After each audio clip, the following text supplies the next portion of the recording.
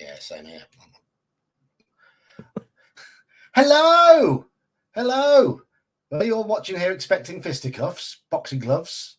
We've had a weigh-in, and how much do you weigh, Max? If it's not too do I have to tell you question? That? Yeah, of course you do. 185. We're nearly identical. We would be in the same weight category. What's your height? 5'5.5.5. Okay, I'm 5'9". But no, if we were boxing or fighting for real, we'd be in the same weight category. I bet you I got reach. you have, yeah, you have. But anyway, I'm glad to see there's people in chat, because I didn't put this up until tonight. We did talk about this earlier. Max, we had this sort of planned ahead of time. We had it planned out that we might do this. It wasn't until yesterday that we knew when. yeah, exactly. Anyway, we won't be fighting. We're not going to be fighting. Oh, well, we might be fighting. We don't know. We shall see. I guess you all know Max. Max from Max's channel is Legion of Myth, and I encountered Max's channel a couple of years ago when you first came up with the hashtag RPGate. Okay. And that's why I started watching your stuff, because and you've regretted it ever since. Absolutely. Because the ethos of the RPGate, it struck home to me. You're looking distracted there. I'm getting the chat up. I completely. Right. You mentioned chat. It's like, oh crap, yeah, because I like to pay attention to the chat as well. So we should do the hellos to chat, shouldn't we? I mean, the Halakar's here, Bear's here, Mike, and there's. Oh crap, Bear's here. That means I have to be on my best behavior. No, be on your worst behavior. Daniel, it's the wrong night of the week for you to be dressing up as Kelsey. Crafting Gamers here. Daniel, you've changed into your regular clothing and taken off the Kelsey mask. Elf Bates here, no Saurians here. So we've got chat. We've got yes, Bear, you would not be lying there. You have got weight and reach on both of us. He holds his hand out. I'm like, he's just like, he's got both hands out, doesn't he? Like one either side, and we're both. Yes. Slan, it's mostly people from my channel who are here, though. Where's all your supporters? I don't know. I posted it. Well, they're probably all at work. See, my supporters have jobs. Yes. 1-0 to Max. Cheers, Bear. Thank you, Bear. We have. Bear's become a member. Look. Nice. That's awesome. Well, Crafting Gamer, he gifted a membership. Wait, Straw Piglet.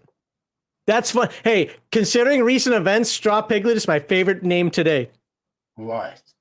You know about the whole Indestructible thing, right?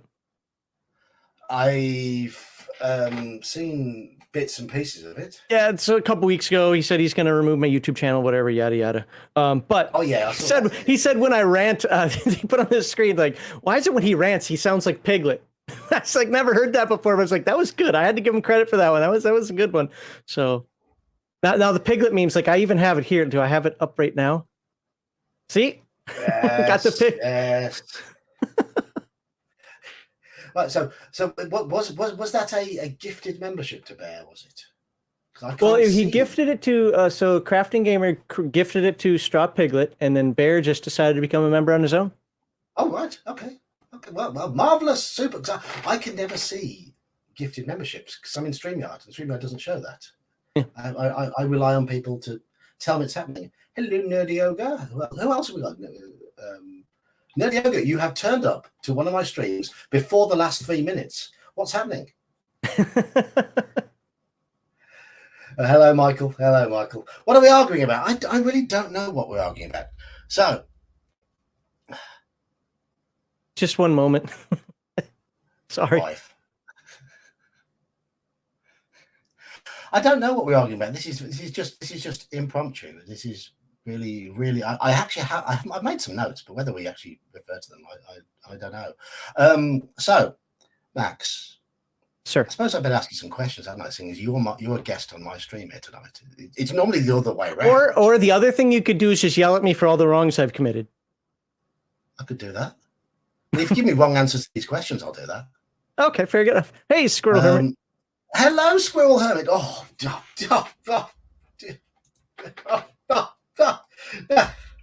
I'd like somebody to type in !squirrel into the chat now, please. As there, it's happened already. It's happened already. There we go.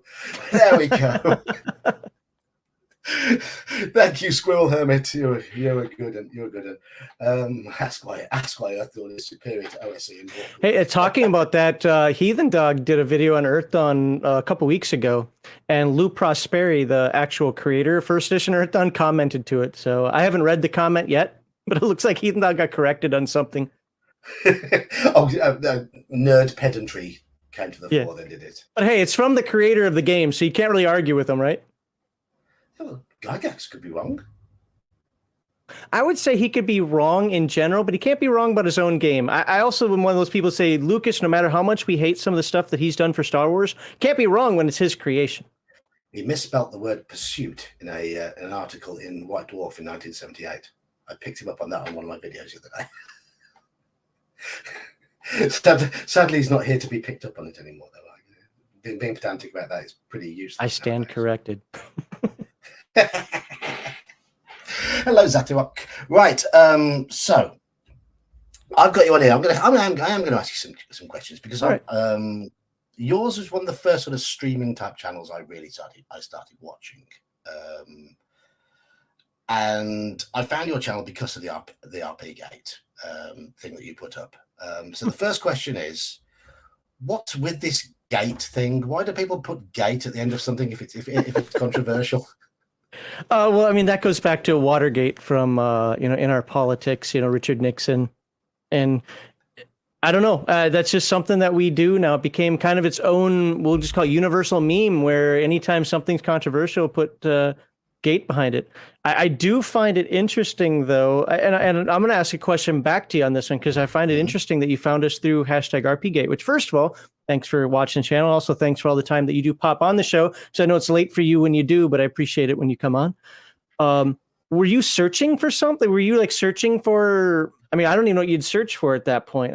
No, I mean, it was, when would it have been? About 2021-ish. And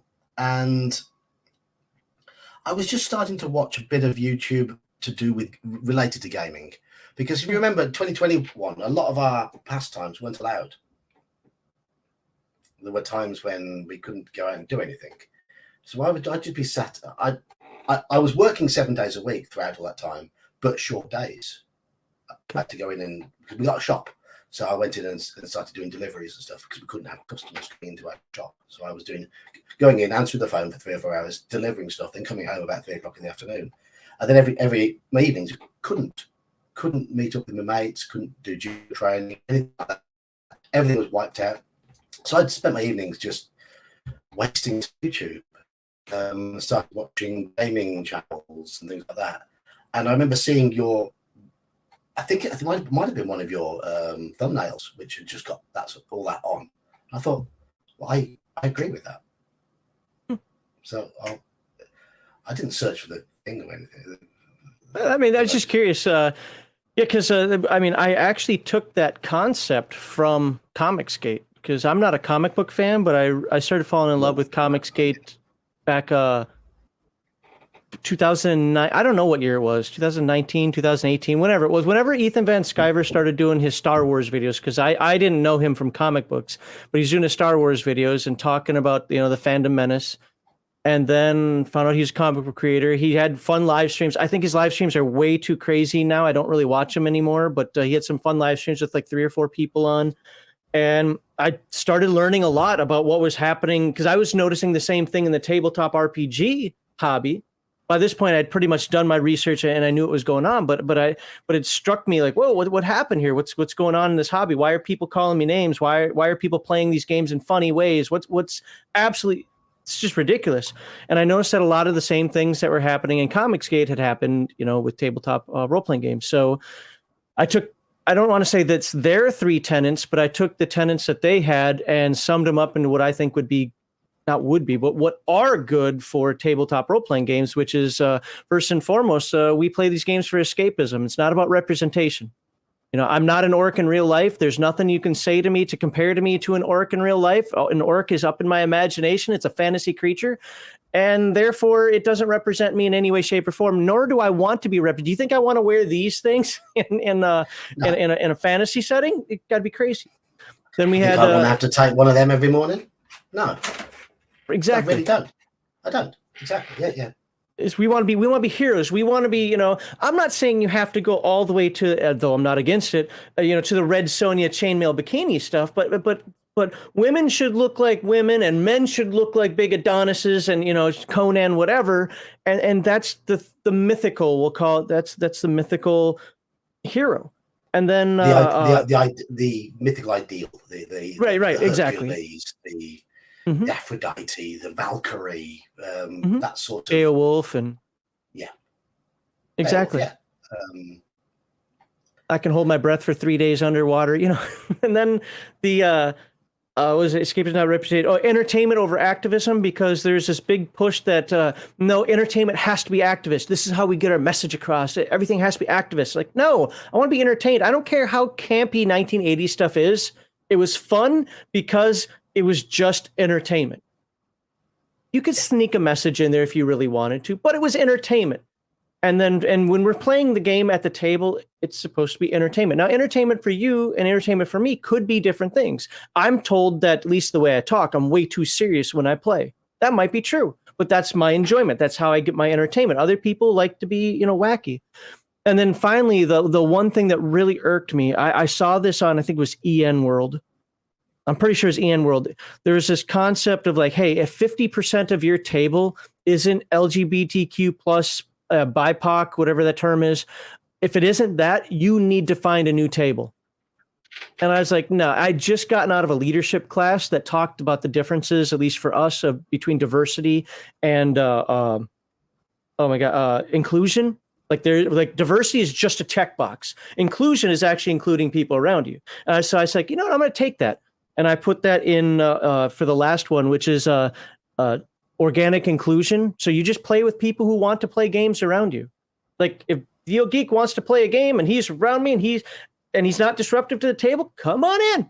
Like it shouldn't matter about anything else about him as long as he's there to play the game. Shares similar gaming interest to you and you enjoy the game, absolutely. You enjoy their company, you play the game with them.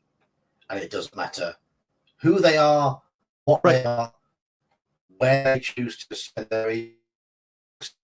Any of that. Yeah. I mean, I totally agree with you. When I look back to when I was a kid, I went to an all-boys school. So, I often have internet wobbles at this time. You are a little robotic, but I can still understand you. Yeah, it's my kids have probably just finished there. My lad's probably finished his homework and put his iPad on, unfortunately. But I went to an all-boys school. So when I was a teenager, I didn't know what a girl was. Apart from the pictures on my wall, which... Well, I've got some questions. But so my group was all male. But I look back to my first group, and there was me, the shortest, irritating, big mouth kid in the year. Definitely the ADHD spectrum. There was my closest friend, who was 6'4" when he was 14, and had glasses like you and a big pizza face. but because he was 6'4", nobody would argue with him. He was massive. 6'4" plus teenage hormones. Absolutely, he was a total nerd, and he still is. He still is one of the biggest nerds you could ever meet. He's a really nice guy. And then there was the first guy in our year to come out as gay. Didn't do that until 2 years after we finished playing the role-playing games with him, but he was the first one. But did that change your experiences at all? Did all of a sudden those experiences of the past change? Like, oh, now they weren't fun anymore? Not even slightly. Not even slightly. We just saw him when we were 13 or 14 as being a little OTT, a bit theatrical. Because when you look back now, he was the stereotype. Okay. He was very, very camp. But he was a great player. And he was a really funny guy to have around. Because he had a really acidic sense of wit. There was a little Polish guy who was the most guy you can imagine. A big belly on him, big fat glasses as well. So there was an occasional member of a group was an Indian guy whose parents had the stereotypical Indian corner shop. But we're talking a group of a naturally diverse group, apart from the fact we didn't have women in the group because we didn't know any women, because none of us spoke to women, because women wouldn't speak to us because we were the nerds. Well, it's funny because my first, well, I wouldn't call it my first group, but my first group when I really got into the hobby and was invited to play more than, just on the side, included 3 girls. And this is back in the 80s. Mm-hmm. We had the stereotypes though. We had the drama queen. And let me phrase that. The thespian who always had to be the forsooth and hearken upon thee. And you're like, what are you talking about? We had the one that ended up actually going to prison in real life. And then we had a cheerleader who everybody was, I don't know what to say about her because she was, exactly. Fade to black on what happened. But half the group was female. I mean, we did play. So when people keep talking about like, oh, you guys gate-kept girls, like, what are you talking about? And we were the nerds. And believe me, the 3 girls sitting at the table made fun of us 3 in Game Master for being the nerds. But we still had girls at the table, so there was a win. Yeah, and the girls wanted to play a game with you. And it was a game that you enjoyed playing and you enjoyed having them there. Mm-hmm. So nothing stopped you. One of the other players that was in the group, he's a little bit more on the periphery. He was part of like another group. We'll just say it's like the Venn diagram that that connects because we're gamers. In my high school at the time that I went to, it had 3 black people in it, and I went to a high school of about 2,000 people. And it's just rural Minnesota in 1980. 1990 for that. And one of those, he was in our game group. So he used to try to have us play Shadowrun and Cyberpunk all the time. Have I wobbled again? I can see me wobbling. Yeah, you're definitely robotic and your screen's freezing, but like I said, so far I can understand you. Good. Right. Okay, so why did you set up your channel? When did you set up your channel? I mean, I know I could have looked at your channel history and found it set up. I'm not prepared. I'm a seat of the pants DM. I'm a seat of the pants streamer. So be it. I'm sorry, I missed the first part of what you said there. Oh, sorry. When did you set your channel? How long have you been YouTubing for? Oh God, it's funny you say that because I just made a post. It'll come out, I think, next week. That goes back to one of our earliest videos that people can see me. And that was like 8 years ago. I think we started in 2015. Yeah, came back to the States from Germany the first time, 2004. Yeah, 2015. I started because I saw the Angry Joe show. And I was like, I want to do that. Like, I can't do props or anything, but I want to come and I want to play video games because it's more about video games then. I want to talk about video games and I want to talk about basically where they suck. Everybody's like, because I kept buying games that were like, this is the greatest game ever. And like, no, it's not. Your game's stupid. And here's why. Well, the people that I was streaming with at the time didn't want to do that. They're like, well, we want to talk about comic books and we want to talk about video games. We want to talk about hobby, nerd stuff, but no, I'm not going to rant. Like, well, let me rant. They're like, no, my kids are going to watch this. So no. So I wasn't allowed to rant. And then I went to Germany and then it would have been at 2 a.m. So I couldn't stream anyway. So I was the producer behind the scenes. So there are a lot of videos on there that I'm not in just because, that if I wanted to have my friends on it, they didn't want that. Well, the main person who said, no, we're not ranting, we're not doing this, finally got fed up because I was pretty hardball behind the scenes. And we weren't making any money, so they weren't really getting paid.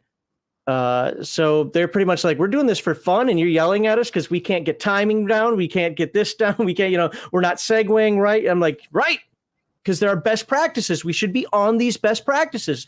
Do the things we're going to talk about things, and we still hold true to this today. We're going to talk about the things we want to talk about, but we should you have. You were a frustrated film director, basically. Yeah, so absolutely. It's like, mute your mic when you're making weird noises.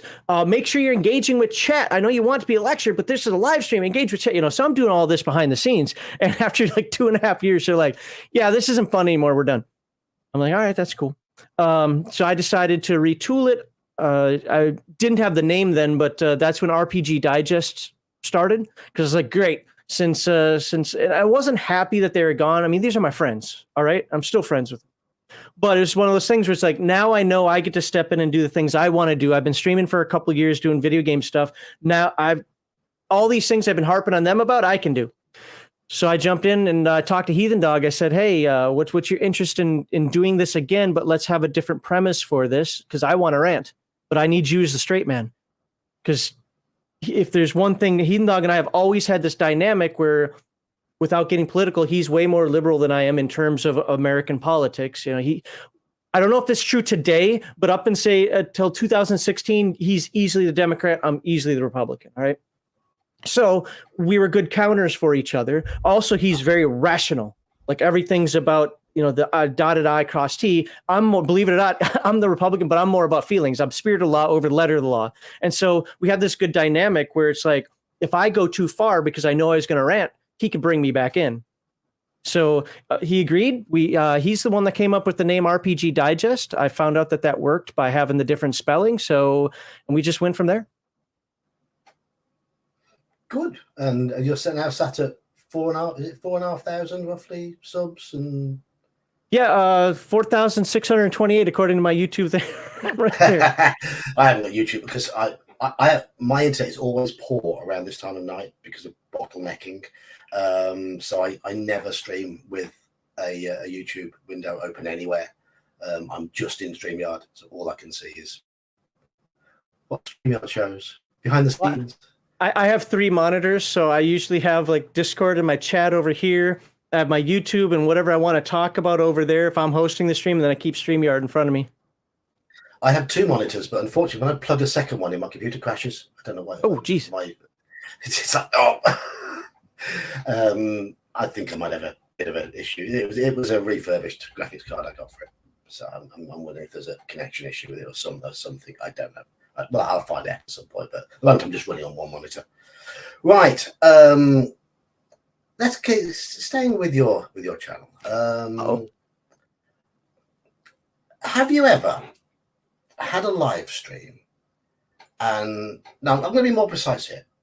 Okay. What's the worst topic you've ever covered that you've most regretted covering?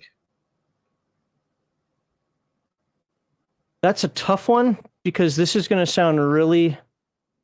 I don't know how this is going to sound, but I don't want to use narcissistic, but I barely remember. Like, ask Victor. Victor was on a show like on a Friday, and I'm mentioning on the next Wednesday, like, I can't remember the last time Victor was on. He's like, Friday. Like, oh, like, I really don't remember a lot of the shows directly. Now, with that said, the rants, believe it or not, even though I know I'm known for the rants got old.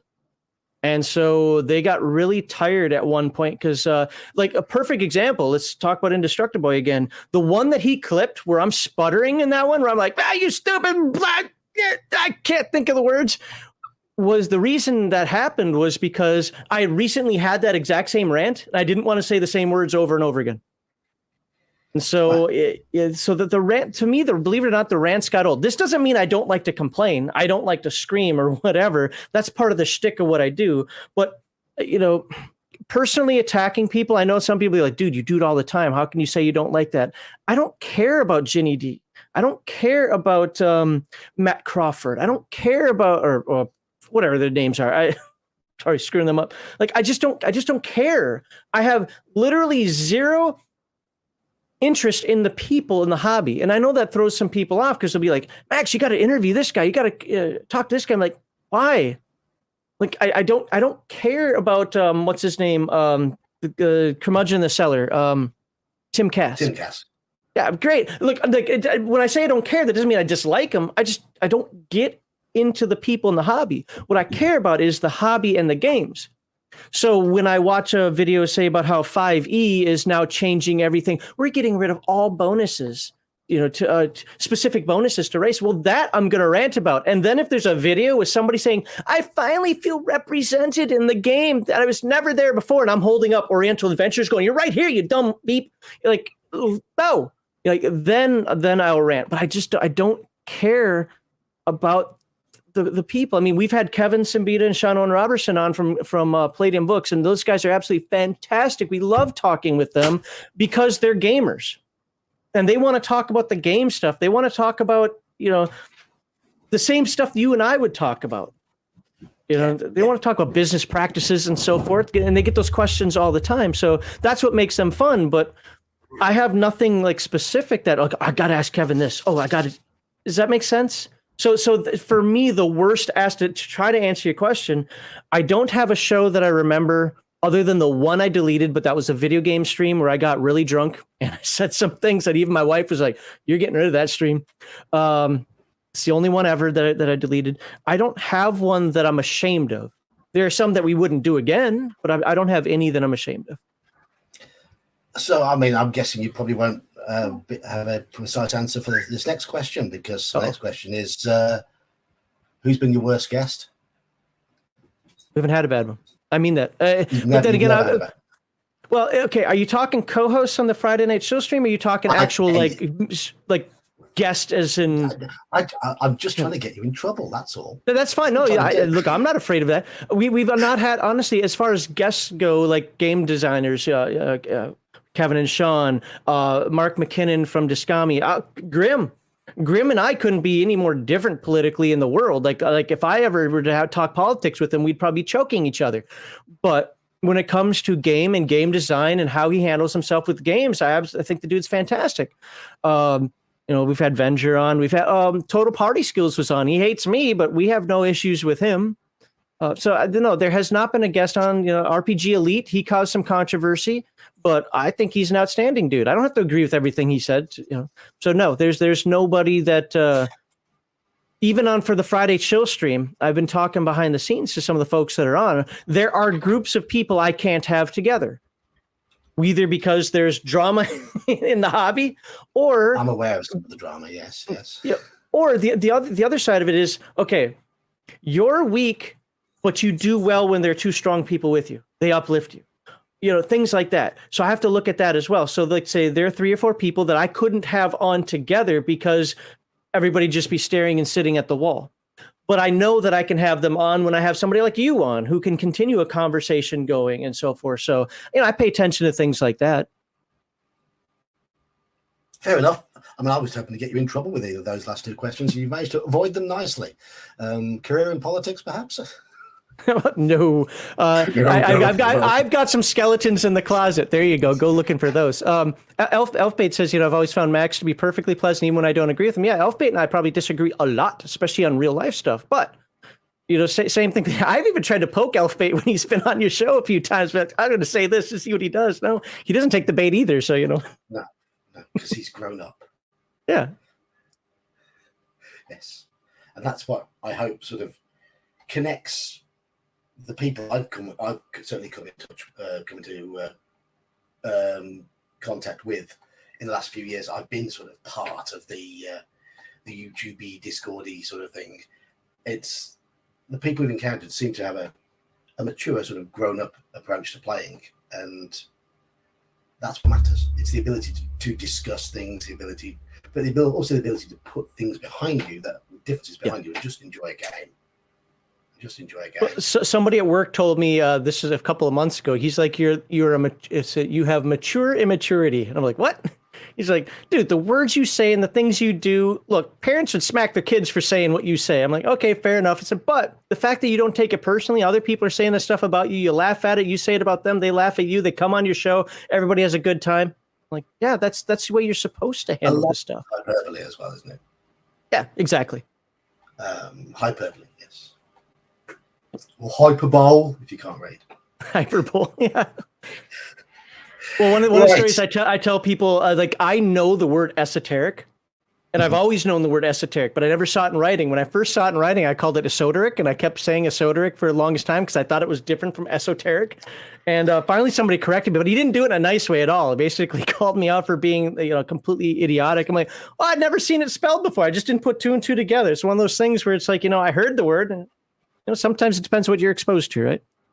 Absolutely. I mean, how many of us knew the proper pronunciations of some of those words we saw in those early Dungeons and Dragons books? Right. Harbinger. Ask my friends about the word. Well, you'd have to find them, but about what I kept saying the word harbinger instead of harbinger. Milieu, whatever that was. Then Dweomer. Dweomer, yep. I've heard of paladins. Paladin. Yeah, all sorts. But speaking of, I want to get this out of the way. I mean, you keep referring to something called the Chicago Manual of Style when you're. Oh, Jesus. Yeah. Okay, you know what? If there's one topic that I actually don't like to talk about as much as people think, this is it. But go ahead. No, that's his question. Chicago Manual of Style. Is that or is that not an oxymoron? No, it's Chicago. Oh my God, I'm not going to go in the history of this. Chicago Manual of Style is not an oxymoron. Unfortunately, it used to be the de facto style guide. Unfortunately, because Chicago has been known to not change and just be stuck in its ways, even as language has changed over time. Other styles have stepped out. Like AP Style Guide became more than just a style guide for captioning photos and writing headlines for newspapers. APA became more than just hey, if you're writing a paper on psychology, now they're actually full-blown style guides. The IEEE has its own IEEE, right? Yeah, has its own 2-column style guide. I didn't even know style guides existed. Oh, I had to use them as a kid. Like, that was one of the things that well, let me phrase that. Not as a kid. I had to use it in high school. Well, I guess that's a kid. But no, so when things would come up and be like, my mom told me that I can say this, Mick, no. And my English teacher would say, well, according to Chicago Manual Style, this is the proper way to do your citations. This is the proper way to do certain aspects of language. This is how you use this. It's how many times you're supposed to use pronouns. This is how many times you're supposed to use adverbs and adjectives, how you make flowery text, not have, yada, yada, right? Yeah. So the reason the Chicago became my go-to for the whole issue, that my soapbox issue, is the fact that the MLA is now more prominent, and I forget what MLA stands for, but is now more prominent. And while I don't have scientific facts on this, my experience and all the books that I bought between 2016 and 2020 tell me that the reason the MLA grew in prominence is because Chicago wouldn't change, and starting with universities and then secondary education, wanted to make language more individual. No, stop it. There should be rules to language that we follow, and maybe not in colloquial speech, but in writing. And that should be the Oxford English Dictionary and nothing else. Well, just for Brits, yes. For Brits, it's Oxford. For Canadians, it's Cambridge, and for Americans, it's Merriam-Webster. For everyone who speaks English, it should be the Oxford English Dictionary. Remember who streamed you on tonight? Hey, America, we won. And to be fair, MLA won. No, but no, the Chicago Manual Style is something. I've got a couple copies of it. I used to reference it. So when I was doing my initial writing, I didn't have a copy of Chicago Manual Style. I just went to the library for it when I was stationed on both Ramstein. I shouldn't say stationed as contractor and civilian, but when I worked on Ramstein Air Base in Germany and Scott Air Force Base in Illinois, I just go to the base library and reference it if I had any questions. But now I own 2 copies of it. Well, that everybody knows that. You came here for facts and truth. And Halakar says it. We all aspire to speak. I know. But see, no, that's a perfect example, of High Gygaxian is definitely a feel. It's no matter how pedantic Gygax wanted to be, he wasn't right in some of his writing, but it didn't matter. And I don't like it. Like, that's the thing. I don't like I do technical writing. And so for me, it's clear, concise, consistent, accurate. And I don't know how many I guess consistent Gygax probably has. But those other ones, and same thing with Kevin. He's definitely not clear. No, exactly. Kevin Simbita. He's interesting. I'd rather read Kevin's writings. I'm not the thing is, Gygax, I respect him for making the game that we all love and causing this boom of like all the games I have behind me that people love. Other than that, I don't put him on the pedestal that a lot of people do. My main thing is, like we said earlier, if I'm talking about Gygax, is it's his game. And if he made an announcement about his game, I'm going to take that as the author's intent. Doesn't mean I can't do my own thing. I can house roll what I want. But I absolutely respect him when it comes to his game. But that's where it ends, if that makes sense. I would say Gygax was a better adventure writer than he was rulebook writer, even though the Dungeon Master's Guide is still one of the greatest rulebooks ever, but it's an absolute mess. But it's because it's a mess that it's so inspirational. You can find things you've not read in 30 years, little snippets tucked away. It's 1A is perfect and wonderful, and we're both duty heads. I love 1A. I think it's a great game. It was my game. I would play Oshric though. Honestly, if I were to run the Lufthansa, if I had to run it, I'd run Oshric over 1E. It's 99.9% the same. That's the thing. English is the way to go. Well, my wife being Japanese, I haven't recently, but we used to go to English.com all the time. Go check it out. But no, I run OSE now, so okay. But that's because it's nice and simple to run online. It's just smooth. It's easy to work with. It's so easy to work with. Right, there we go. Now, I think we all know what your favorite role-playing game of all time is. I don't think so. I think we do. It's a certain Earth thing. Why do you like Earth Dawn? What is it about Earth Dawn that makes you go, wow? Apparently, what I like about it is what a lot of other people hate about it, and I find that interesting. First of all, I like to roll dice. Now, let's be clear. I believe that dice have a place. And I'm saying this based on a couple of videos that came out this week. You roll dice when there's a meaningful chance of failure and there are consequences for that failure. Absolutely. Yes. Yeah. That's it. I said that. I think I said that on your stream pretty much straight away, didn't I, at the start? I'll give you credit for it. I don't care. Those are the two times. You don't roll dice for tying your shoes. You don't roll dice for driving to work, and you don't roll dice for mundane stuff. Unless you're trying to be quirky or you just really have to know how good that alcohol you made was. All right? The flip side, don't fudge dice rolls. Max, you fudge. No, I don't fudge dice rolls for combat. I do other things that make people angry. So what Earth Dawn allows me to do, it allows me to roll different dice. Oh, I'm at step 6, I'm rolling a D10. I'm at step 8, I'm rolling, what was that, 2D6? I forget, D12, 2D6. There's a chart for it, you just follow. I'm at step 14. In the old school, I was rolling D4 and D20. And since it's exploding dice, that 4 like to explode. Loved it. Modern Earth Dawn changed that. But I like the concept that the target number doesn't necessarily change, although that can technically happen. The dice you roll changes. And something to me that speaks to me. Because I like to roll dice. That's why I like dice pool games over a dumb D20. D20 is boring. I'm not saying it's bad. I'm not saying it doesn't do its job. Just to me, it's boring. I like dice pool games because I can throw those out there and you got that excitement of like, did I get those successes? Did I get those 7s if I'm playing World of Darkness? Did I get those 6s if it's Here's Your Engine? Whatever. Well, in Earth Dawn, you're rolling those dice and you're like, uh-oh, I needed a 13, but I got a 6 and a 5. That's an 11. But that's 6. These dice explode, so I get to try again. Come on, baby, 2 or better, 2 or better, 2 or better. You know, I like that. I like the game aspect of the game.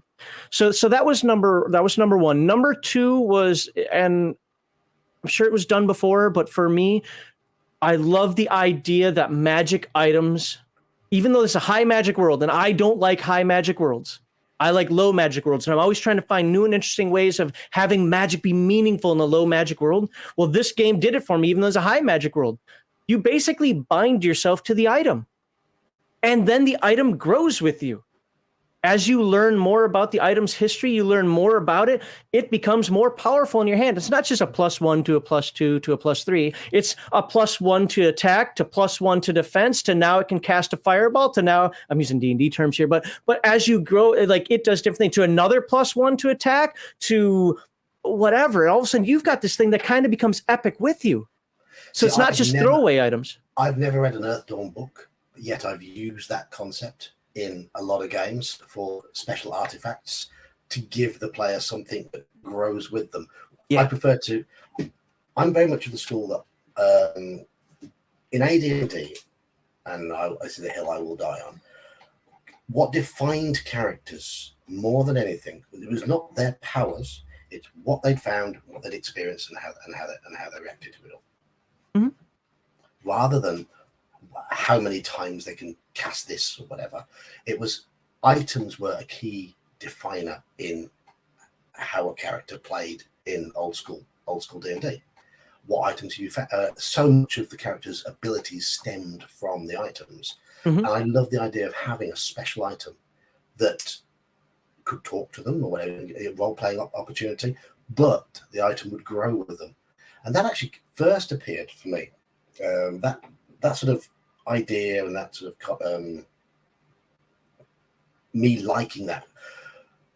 I was playing with a group of local guys who'd started. Some of them had started late 3.5. Some of them had started in 4th edition, but the majority of them were brand new. They started with 5th edition, and they wanted me to run a 5th edition game for them in a shop, and that's how I met them.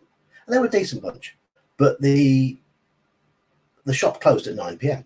and I was struggling to get there after work any earlier than 6:30, 7 o'clock. So we were stuck. So we said thank you to the shopkeeper for getting us together as a group, but we started going to one of their houses and playing. Okay. So we could play now from about 7 o'clock till about 1 in the morning.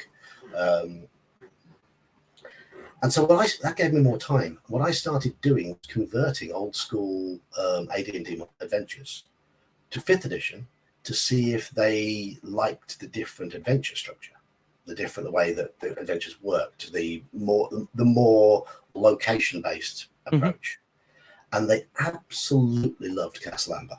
That was one they still talk about it to this day. And this was 7 or 8 years ago I ran them through that. Castle Amber absolutely hit home. And then one Halloween, I turned up with a fistful of pre-gens, my AD&D books, and Tomb of Horrors, and said, right, tonight you are playing this. And they enjoyed it. Started through a 1st edition campaign, but there was most of the players there were sort of in their late 20s, maybe early 30s. One of the players was a bit younger than all the others, and he could be a bit trolly sometimes. He was the sort who would wind the players up. And I knew when he made his AD&D character, a female dwarf called Fiona. The character's name was Fiona from Shrek.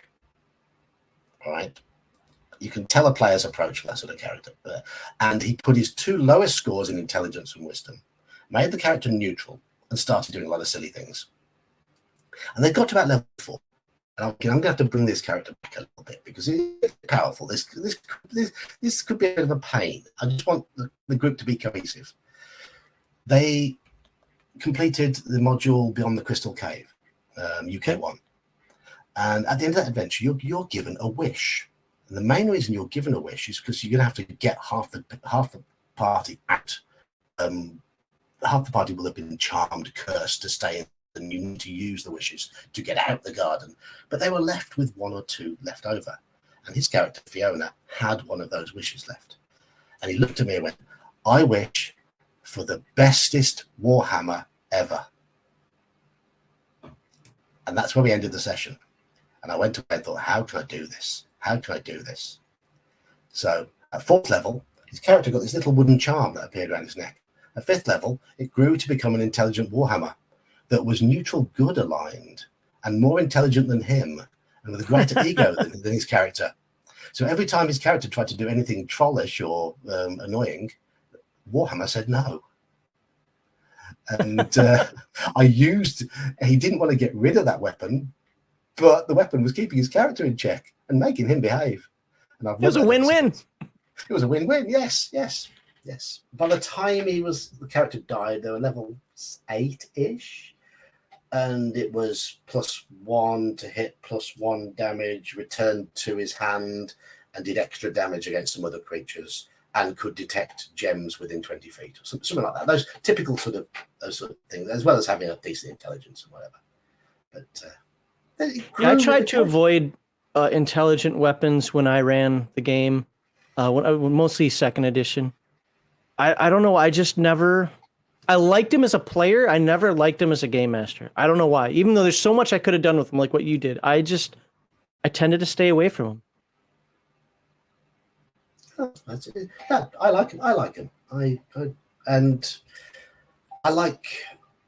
making it intelligent. Warhammer felt different because obviously most of the time it's intelligent swords. You can have any weapon that's intelligent. White Plume Mountain told us that with Eve and Whelm and all of those. But, right, okay. So you told us why you like Earthdawn. Some of the reason. I'm trying to think if there's anything I missed. I don't know. Probably. I like it for a lot of reasons. Those are the 2 that stand out to me. So something you have mentioned is the campaign that went wrong in Earthdawn.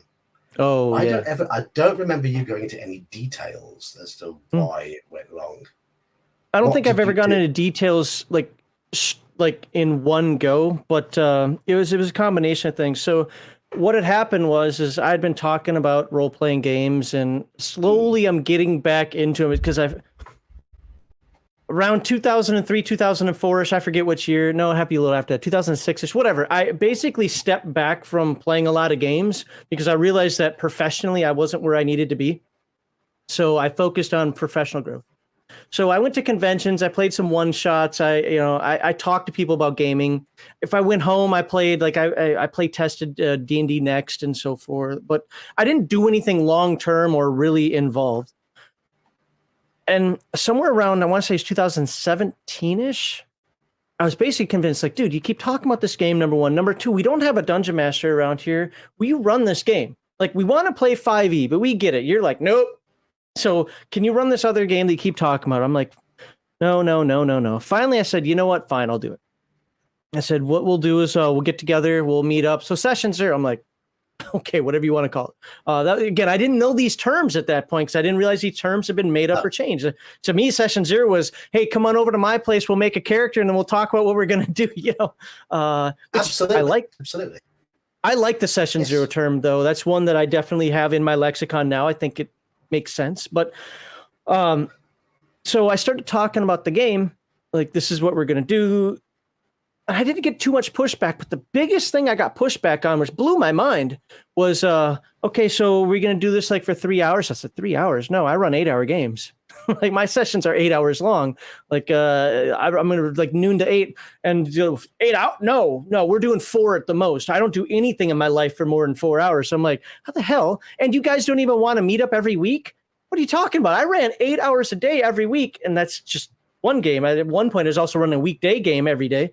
Like, what do you talk? No, I can't get anything done in 8 hours once a month or once every other week. That I wouldn't even be interested. So that was the first fight, and I convinced him. We compromised at 6, and we did the first 3 weekends of a month. Most months have 4 weekends. Some 2 out of the year have 5. So we did the first 3 of a month. So that was all compromised. I'm like, all right, cool. So, okay, this is weird. Then I started hearing this crap about critical role. I'm like, I don't know what they're talking about. Like, do you run the critical role? I'm like, I don't know what that is, and I don't care. I run the way I run, and this is how it's going to be. As we're playing the game, so the mistakes I made right off the bat were I tried to force Earthdawn lore on them without them knowing Earthdawn lore, because the players I had in the past would be open to that. These guys just wanted to play their character with their backgrounds. I'm like, in fact, one player had to switch his character, and he kind of got mad at me about it, but he wanted to be a sword master. But in real life, he's really quiet. He doesn't know how to project. He doesn't know how to be entertaining in any way, shape, or form. Even when I'd be like, look, man, you don't have to act it out. Just describe what you're doing. Well, I'm going to attack him because, it needs to die. I'm like, dude, sword masters have to be that is like the requirement. I have to give you a discipline violation for not being entertaining. Even if it's just in the fight, you're a showman. You must be a showman. And there are different ways to do that. He's like, well, I'm not that type of person. I don't want to do that. I'm like, well, then how about be a warrior? Because a warrior is a tactician. And then you don't have to think of things like that. Then I got one of the other players like, what do you want me to do? I'm like, I want you to play a character. What do you mean? What do you want? Well, you have expectations for me. I'm like, no, I want you to play your character. Well, where's this going? I'm like, I don't know. Where is it going? Like, they don't understand that I don't have them on a railroad here. I have them. I'm not purely sandbox, but they lead me in the direction. To feed you, and you were wanting to bounce off them as much as them bouncing off you.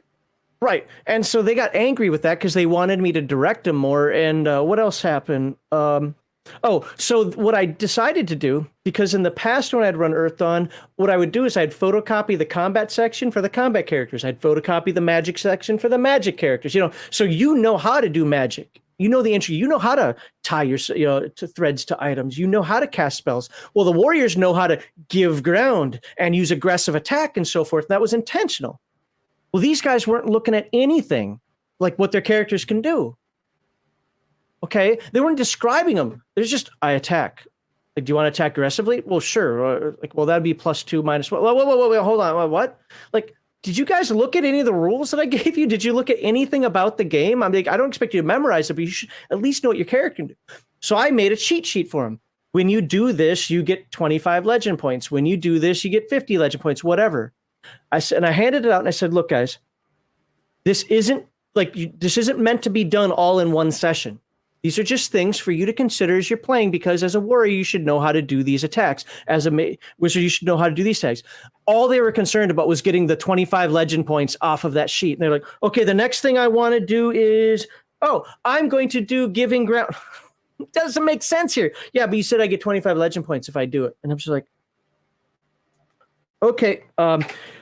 So anyway, the part that I totally screwed up on was not understanding how the hobby had changed, number one. And I don't accept it. To be honest with you, I get it now. It just means I'd focus my game a little differently. I would have more things to say up front. But the other part of it is... It's fair to say that you weren't the right DM for that group.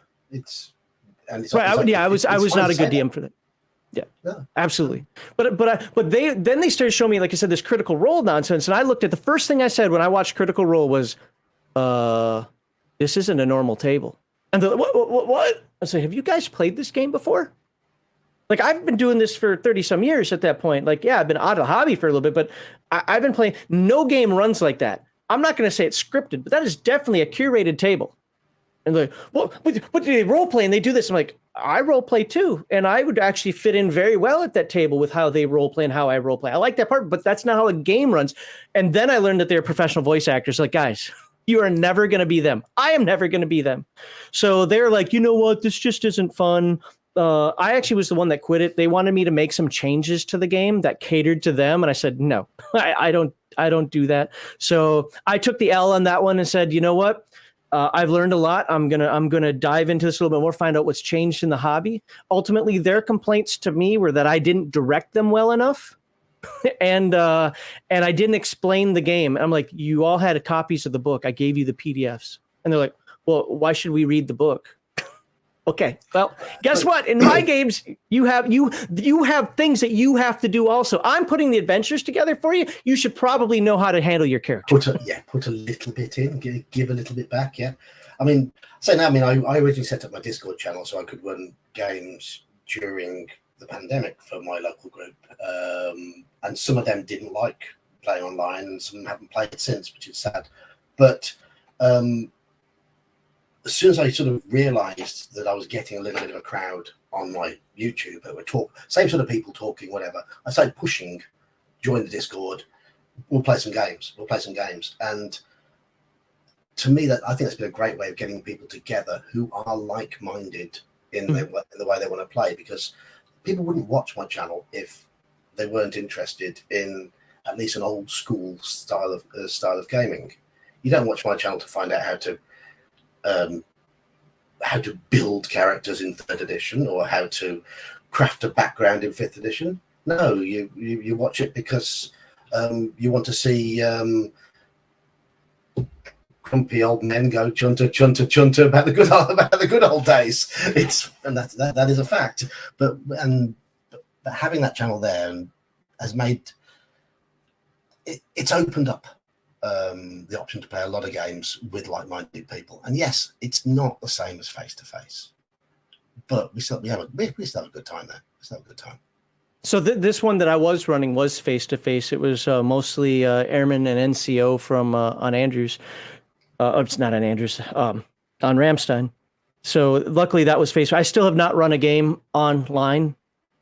I did one little test combat with somebody on Roll20 a few years ago, but I haven't run a game online. I'm still not sold on that. Just my game mastering style does not lend to online play. I stand up. I like to walk around the table. I like to encourage the players. I like to look at their character sheets. We're all different. We're all different face to face, because you can actually say more at a table when you're face to face, because you can have people having little conversations on the side, which you can't do when only really one person can speak when you're playing online. So you can get a lot more done a lot more quickly. But certainly for running games that are meant to be slow paced and thoughtful, or benefit from a little bit of automation, so I'm talking about Call of Cthulhu and Burp there, which I often do, then online play works perfectly. I would love to run some OSE face to face, though. I really would, because I think it would absolutely fly along. But, yeah, you said, would you say, what was that comment that you made? Oh my God. The reminding people of like the old way. I forget the term you used, but there's actually something about that. When I watch newer people play in those 2 and 3 hour sessions, those games don't make sense to me. They get next to nothing done. They spend 2 hours talking at an inn, and then like combat is right outside the door, like it came to them, and then the session's over. Like what happened? Like, what did you do? Like, what did you accomplish? Oh, well, my character learned that YeOldeGeek doesn't like beer. What?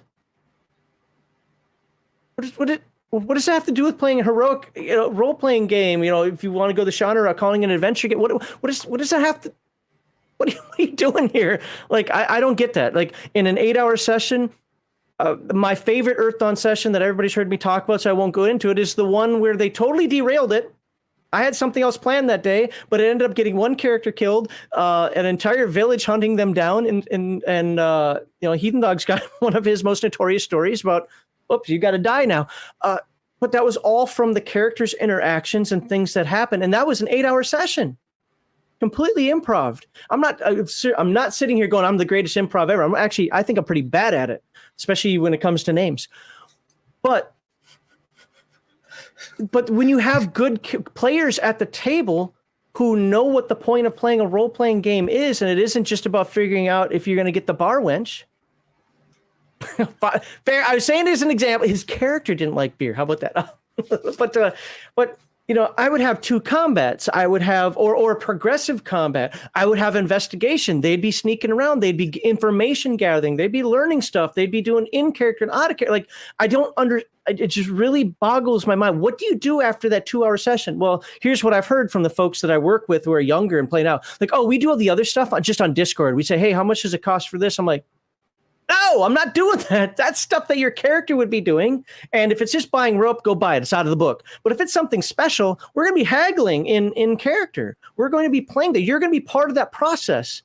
So I don't understand, well, no, we just take care of that. Just, page 53 and just pick the 3 magic items you want. Like, no, I'm going to make this special for you. You're going to earn it. If you tell me that, man, I really want some magic plate mail, chances are I'm going to get you some magic plate mail, but I'm not going to hand it to you. You're going to earn it.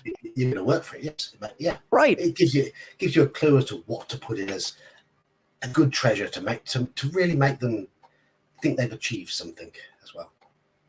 Got their reward. They're happy. So yeah, I think a lot of people can learn stuff from the old school way. Watching people that have played the old way, even if it's just like, hey, this is how we did it. If it isn't an actual let's play, because I like when I've talked, I wanted to make this comment earlier. When I've talked with most people, I'm not gonna say everyone, but most, and by most I mean by far, we're talking 80-90% of newer people who got started in the hobby with 4th or 5th edition D&D or Pathfinder. Dang near every one of them, when put in front of an old school game and willing to actually play it, ends up liking it better. Yeah. Whether it's OSE. My group, I won't say they liked AD&D better than other editions, but they certainly enjoyed it. And one of them has become Call of Cthulhu is his favourite. Okay. Another one keeps nagging me to run old school games. So yes, they at least put them on a par, which is fine, because they're willing to try them. They're willing to play them. There's some that haven't gone quite as well. There's one guy who openly doesn't like Merp, and that's fine.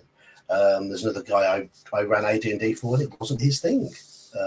He's a more recent joiner to the group. Because I think is it just a play style? Like what I've noticed from modern players, and you say this all the time, they want the builds. And pardon me for saying this, I'm going to insult some people now, but they want to play a computer game.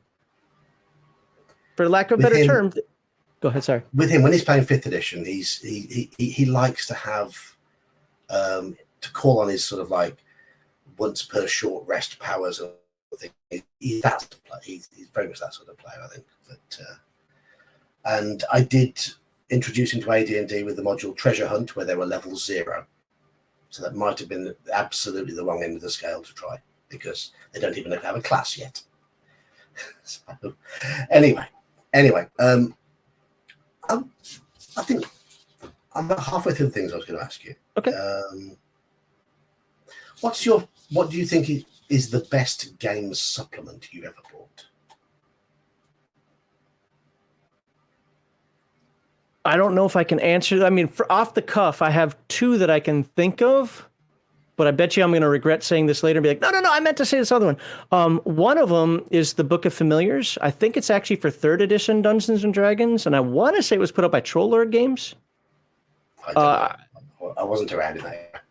Oh God, I'm sure it's behind me somewhere. Maybe not. I don't know. I have it. It's somewhere. But the Book of Familiars, because I thought that really opened up the possibility of what you could do with familiars other than the GM killing it and you losing a Constitution point. And I would incorporate that into other games. Another one is Authentic Thaumaturgy by Steve Jackson Games. And I used that a lot in the early 2000s when I was redeveloping an Earth Dawn campaign, because even though the systems don't match, the concepts in there were absolutely fantastic as far as how to make magic a little more ritual-esque, how to make magic a little more mysterious, yet still have it, gamified. So those are 2 I can think of off the top of my head. My favorite supplement written of all time goes back to Earth Dawn, though, and that's The Adept's Way, because it tells people how to play the disciplines. Like I was talking about before, that the Swordmaster must be a showman, at least when he's fighting. Well, that comes from The Adept's Way, and it talks about what those disciplines do. But that's a very niche product. It's for the Earth Dawn game. It's the only place that it works. So the other ones are a little bit more universal.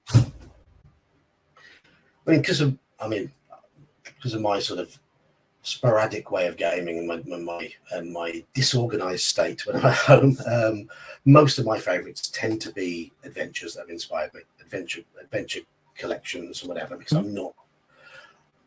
I find it difficult to get a cohesive campaign continuing, because I had a lot of gamer ADHD, which I was darting in and out of things. So for me, it would be The Things They Leave Behind, Call of Cthulhu by Stephen Fox. You need to talk to Heathen Dog. He's a huge matter of fact. He's going to be talking about Call of Cthulhu this week. Sundays have become very busy for me, so I'll have to catch up probably on a Monday. That's one, and that's modern day Call of Cthulhu adventures. Those are they're very good, very good. Right, what's the longest campaign you've ever run? or taking part in? 2.5 years. Being in the military. I'll bet you on that one. Well, being in the military, it was hard because people would eventually PC permanent change of station transfer. And so the groups would fade in and fade out. I ran 2 separate, just shy of 1-year campaigns when I was stationed on Kirtland. I don't want to talk about my time in Korea because I was not a good player in Korea. That was all on me. And then that's my wife. Don't show her on the screen. Yeah, but it's the 2.5-year Earthdawn campaign, and that just ended up being, it just petered out because I don't like really, really high-powered games. Like people have heard me talk about. I don't like high-level campaigns even for D&D. At around level 12 to 14, to me it becomes more work than fun. Not that I have done it. I ran a high-level evil campaign. I know how to do it. I just find it less fun.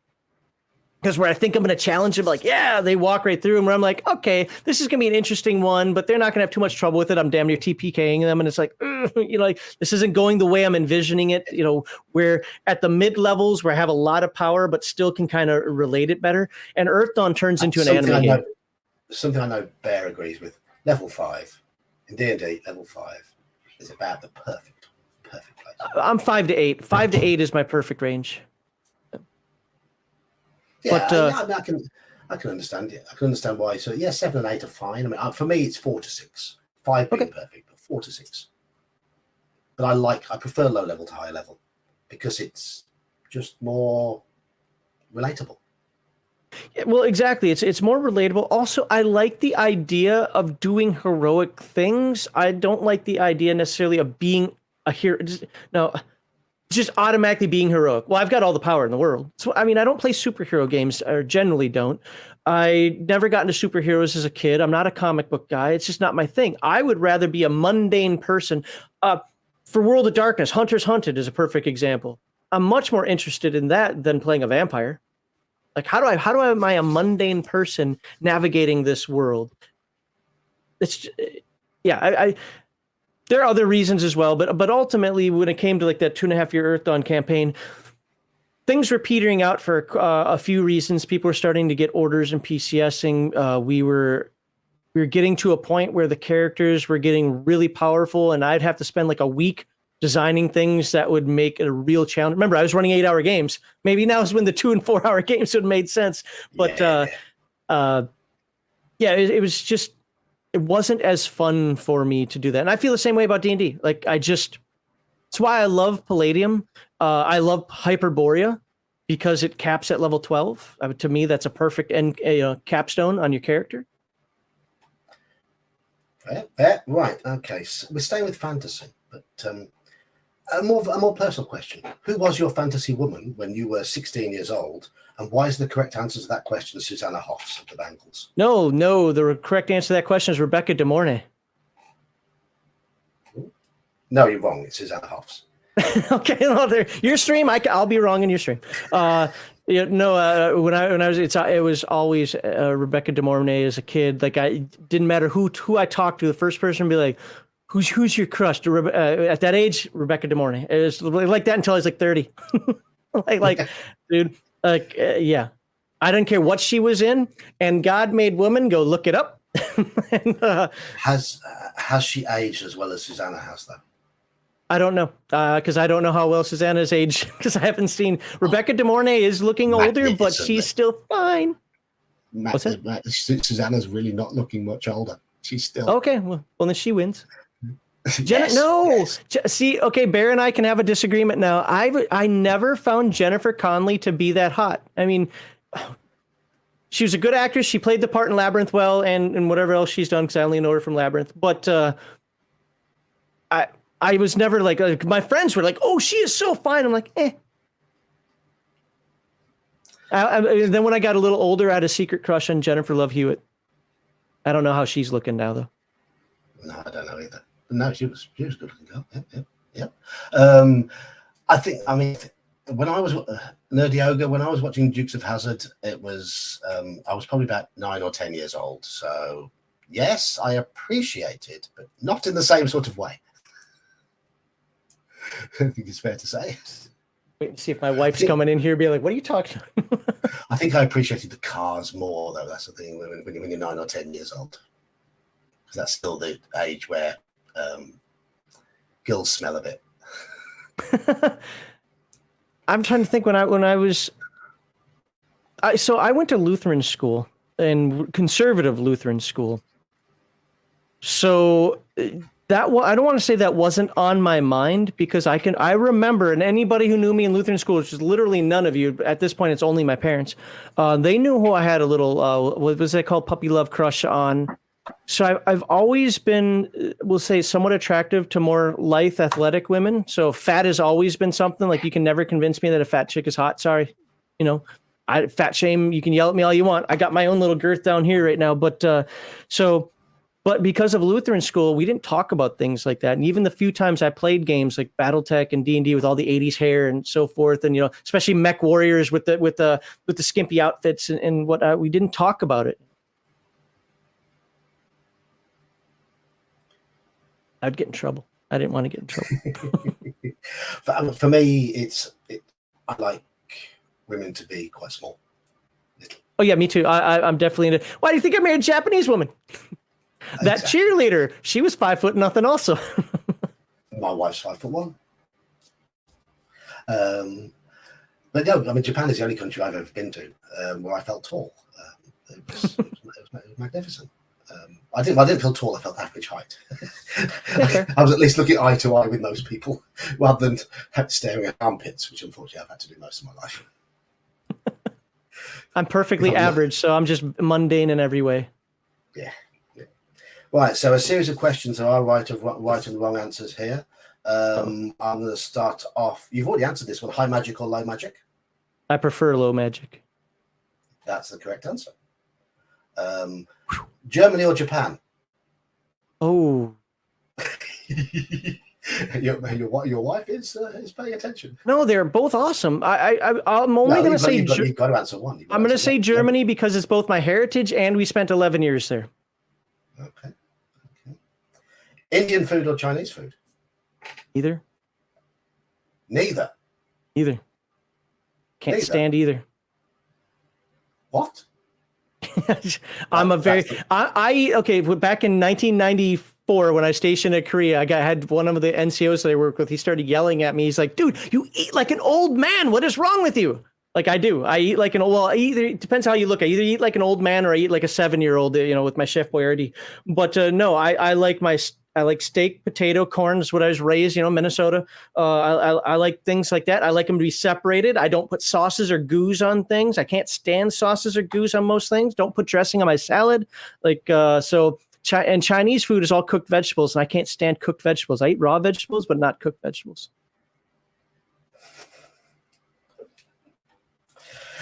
So how do you have your steak then? Medium rare. How pink? I mean, there's different grades wherever you go. It's slightly pink. I mean, it's not quite red, but definitely slightly pink most of the way through. That's what I'd call that medium. I think that's about it. Yeah. Well, it's changed. I mean, when I said medium rare when I was a kid, you damn near got it raw. And now, if you say medium rare, to me, it's overcooked. So I mean. So one of the questions I have got here is beef or lamb. You've already answered that. I don't eat baby animals. Lamb is manna from heaven. My wife would agree with you. I don't eat veal or lamb. I don't eat veal. Yeah, I don't know. I don't eat baby animals. That's my thing. Let the things grow up first. I also try to eat free range. So. Oh, we're Mr. Ethical now, are we? No, that's the one. So if it wasn't for the fact that those weirdos actually kill more animals than they claim to save, I would be a PETA person. Hell, if I could, I'd be a veterinarian. In real life, if you put me in Dungeons and Dragons and I could be any class out there, I'd be a druid. Like absolutely. I'm an animal lover. I don't hunt. Now, I'm not against hunting because I know it has two needs: one, survival, and two, overpopulation of animals. So I'm not against that. But animal cruelty, I will go after that more than you'd be the modern day druid though, because the traditional druid wasn't the animal lover; it was the harmony with nature was understood. Yeah, no, I know, I get that, but they would respect. I know too many people that don't respect. and anything. pagan rituals and human sacrifice. If you go okay, now if you're talking historical druid, yes, I'm talking D&D druid. yeah. No, and I get that, but no, it just ultimately, and I don't yell. I mean, my wife eats lamb right in front of me. I give her, I give her about 30 seconds of shit, like, oh, look at you eating a baby animal. Can't even let the thing grow up, whatever. But I don't hate people that do it. I just don't do it myself. That's fair. That's fair. And I know you're going to give me the wrong answer to this one: coffee or tea? I got both in front of me. Oh, right. Oh, so you might give me the right answer to this one. You know what? I have to go with coffee because I'm American, but they both are fine. Like I drink both. I get my caffeine, so I get my caffeine out of coffee, but I get my hydration, if you want to call it that, out of tea. Oh, fair enough. That's better than I expected. I'm very much in the tea camp. My wife's Japanese. I I don't know who drinks more tea, the British or the Japanese. Yeah, I drink a lot. Tolkien or Lovecraft? Tolkien. There is no right or wrong answer to that one because I think they're both great. Yeah. I'm gonna lose some nerd cred here. I've literally never read Lovecraft. I know about the games. I know about what he writes. Hell, I know more about his history than I do about his actual writings. But I haven't read them. It's not my genre. It's not something I'm interested in. The only one I've ever read are the ones I've cited on my channel. Well, the one. Okay. I've listened to them. When I drive, I like to put an audio book on, and they're because they're short stories. Mm-hmm. They're a perfect length for if you've got a 45-minute to an hour drive. I'm absolutely considering that myself. I want to do John Carter. I want to do the Conan stories, and I want to do the Lovecraft stories in that method. Right now, I've kind of gone nostalgic, and I'm listening to the first three BattleTech trilogy. How about that? So I'm on Price of Glory right now. I haven't read a novel for 30 years. Not since the advent of the internet and PC games and things like that getting into my life. I can't do one thing at a time. That's my problem. I can't sit here, or I can't just relax and read a book. Now, if that just isn't happening. So I finally got converted over to audiobooks, although the prices of audiobooks have jacked up in the last year. Last year I was buying audiobooks for $5. Now they're $21. What the hell happened? So that might end pretty quickly here. But no, I can't do one thing at a time. I've got a channel to run. I've got things I'm working on in the background. I've got my own game I'm writing, so forth. So I've always got multiple things going on. To sit down and just read would drive me crazy now, even though I used to do it all the time. I used to do it all the time. I'm going back to my early 20s, but before I had family and job and all that sort of thing. But I can't read. I can't read anything while there are other people in the house. Things going on around me. Just can't. So it's audiobooks for that. But in the car, it's perfect. It's just perfect. So I'm pretty much out of my questions I've got there. So we can just talk nonsense for a bit, or just talk to chat. Just talk to chat. Chat's had some. So somebody made a comment a while ago that anybody who was on my side, because I saw a comment about somebody saying, "Hey, I think I'm on Max's side." I'm going to ruin that right now. There's this concept. What's that? That was no Saurian, I think. Okay. I'll have to kill this character. There are a couple of things out there that people say. And one of them is, as long as you're having fun, you're doing it right. I call that a cop-out answer. Everybody knows that. Give a real answer, okay? Well, one of the other things that people say is this. It doesn't matter the game you're playing. It only matters the group you're playing with. To that, I call BS. Nope. I've got some good friends of mine that I'll play a lot of different games with. But if one of them were to tell me, hey, I'm going to run this Pathfinder game, have fun with that, I'm not going to be there because that game sucks so horribly that no, there's nothing even my friends could do to make that game run be something I want to show up for. Now, I would argue that sure, I might trust my friends on something new. I might trust them. You know what? I'm not into superhero games, but I'll play a superhero game with you. We can have some fun doing that where I might not do that necessarily with somebody else. But no, game system does matter. It absolutely does. Also, the campaign style matters as well. So there are game aspects that truly do matter. And I won't sit down with even my best friend and play something that I'm not interested in game style. Just won't do it. Well,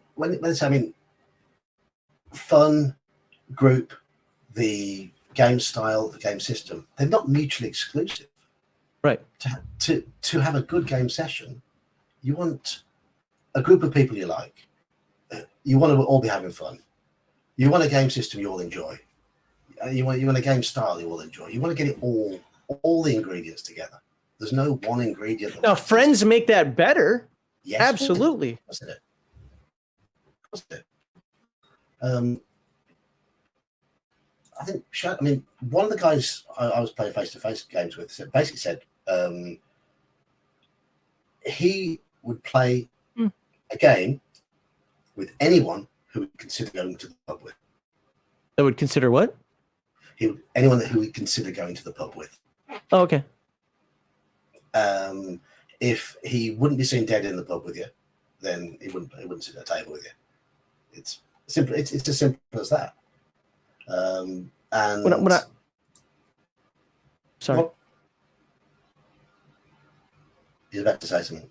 Oh, when I was in New Mexico, stationed on Kirtland Air Force Base, I used to go to War Games West in Albuquerque and play there. And there are a lot of people there I probably wouldn't have been real life friends with. In fact, I know someone because I got kicked out of the store a couple times for fighting. But I'd play games with them. I didn't have to like them as long as you were. I don't even want to say good role players. As long as you understood the spirit of the table and played games, whether we played BattleTech or I was doing RPGA stuff for D&D or whatever other games we were playing, Torg Harn. I can't remember all the games that they threw in my face at that location, but it was fun. We all kind of knew each other. Even if we didn't like each other, we knew each other and we could game together and we could antagonize each other, whatever. Yes, again, if I found a game I really enjoyed, friends would make it all that much better, but I can play games with people I don't like as long as we're focused on the game. That goes back to the whole #RPGate thing that we started this with. Entertainment over activism. I think, because British pub culture is probably a little bit different in that I would sit and have a beer with someone I wasn't friends with. Not necessarily. I think what the guy's point really was that if I couldn't bear to have a pint with you, it's more better to say if I couldn't bear to have a pint with you, then I couldn't bear a game with you. That makes sense, yeah. And I've sat there and had quite a civilized conversation and a beer with people I wouldn't consider becoming friends with because they're just not my sort of person. But right. If you can get on with them in a pub environment, you can get on with them at a game table. And if they play in, this makes it sound like I have rules, but it's not like that. But if they play in accordance with your style, okay, if you were a play style and that person's play style mesh, then yeah, I don't like you in the real world. I'm not going to buy you a beer, and I'm certainly not going to drive you home. But hey, you're at the table. You play your character interestingly. I play my character interestingly. The game master's running the game interestingly. We're all sitting here doing the thing that we're supposed to be doing. That's fun. I've actually had more antagonistic relationships with certain friends of mine in games. This doesn't happen a lot, but where I could say like, I'm not playing this game with him, even though he's my best friend because I know he's going to be a douche nozzle in the game. So, but for me, it's more about the game experience. That's the big thing for me, and that doesn't just mean one setting or one session. That means how the campaign goes. There are some people that aren't meant for a game that I'm in, or I'm not meant for the game that person's running, and vice versa. I've been very, very, very lucky in my life traveling all over the world playing games because I've worked in multiple countries, and I've always found a group that played similarly enough to me to have it fun. The only time that wasn't true was when I went to Japan, of all things, because everybody wanted to play 3rd edition. And I joined a group there, and I'm just 3rd edition. No. But I noped myself out, to be fair. I didn't cause any problems, and I didn't, tell them, hey, piss off. So I just let them keep doing their thing, and I stepped out. But the players, just to go back, friends enhance it, but it isn't just about hanging out with my friends. I'm up there for the experience of the game.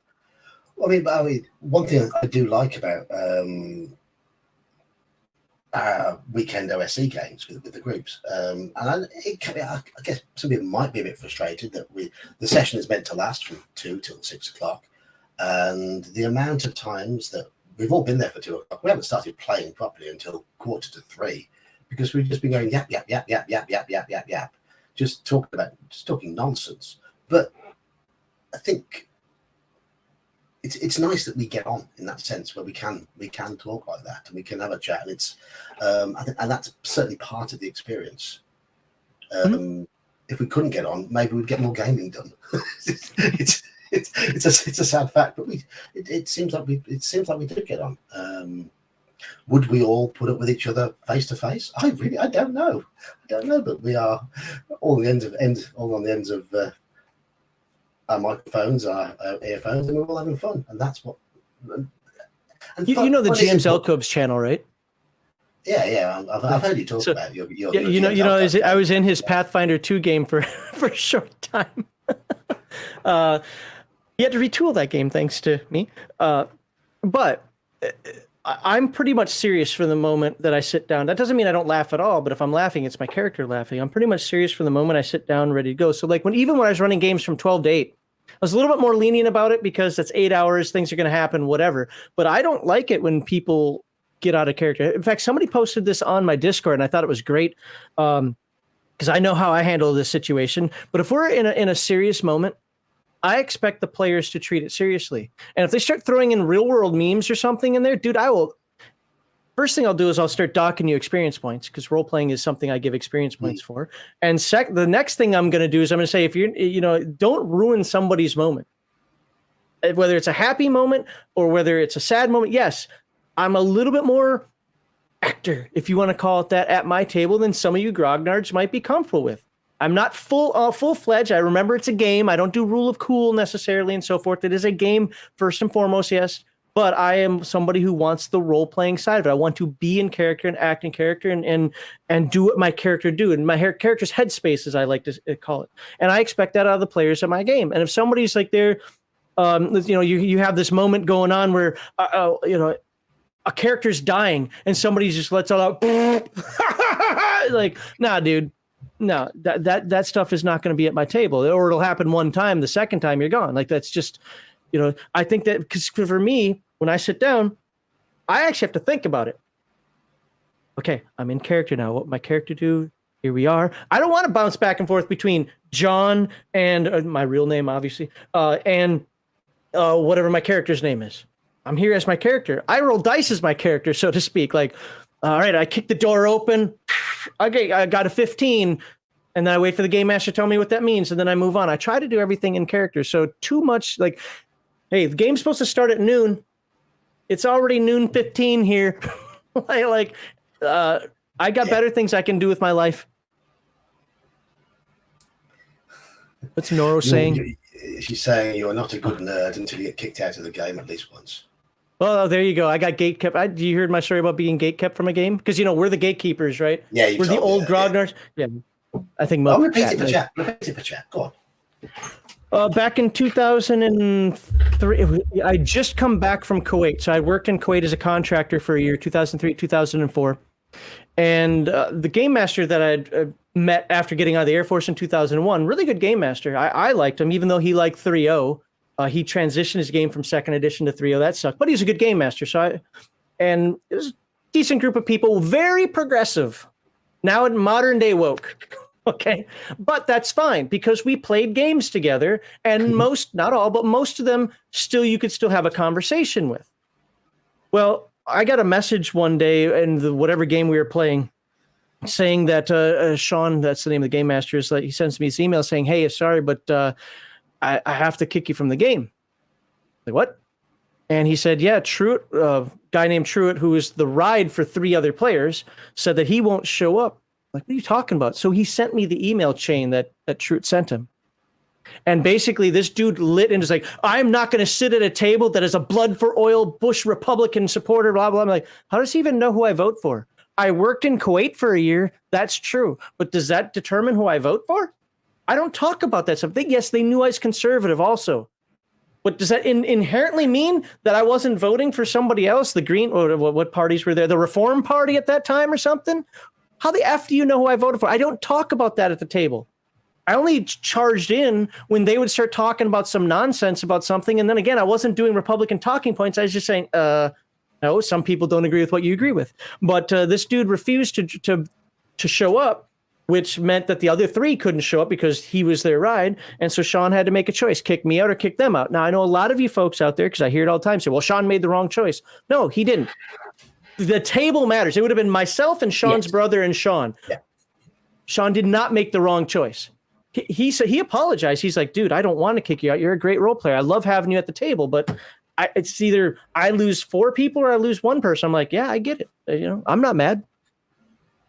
Just muting my phone, it's going mad. Yeah, I mean, you've got to think of the group as a whole, haven't you? And if one player, for whatever reason, is disrupting the harmony of the game, you've got to consider how to go forward. Yeah, that was his problem. He's like, you're not doing anything wrong, John. Like but he's not going to show up. And Sean, being progressive himself, again, now woke, he was reasonable enough to understand. Sean would be he would love #RPGate, even being as woke as he is. Because he's mature towards yes. gaming. Yes, exactly. Yeah, exactly. The game comes first. Yeah. Yep. I mean,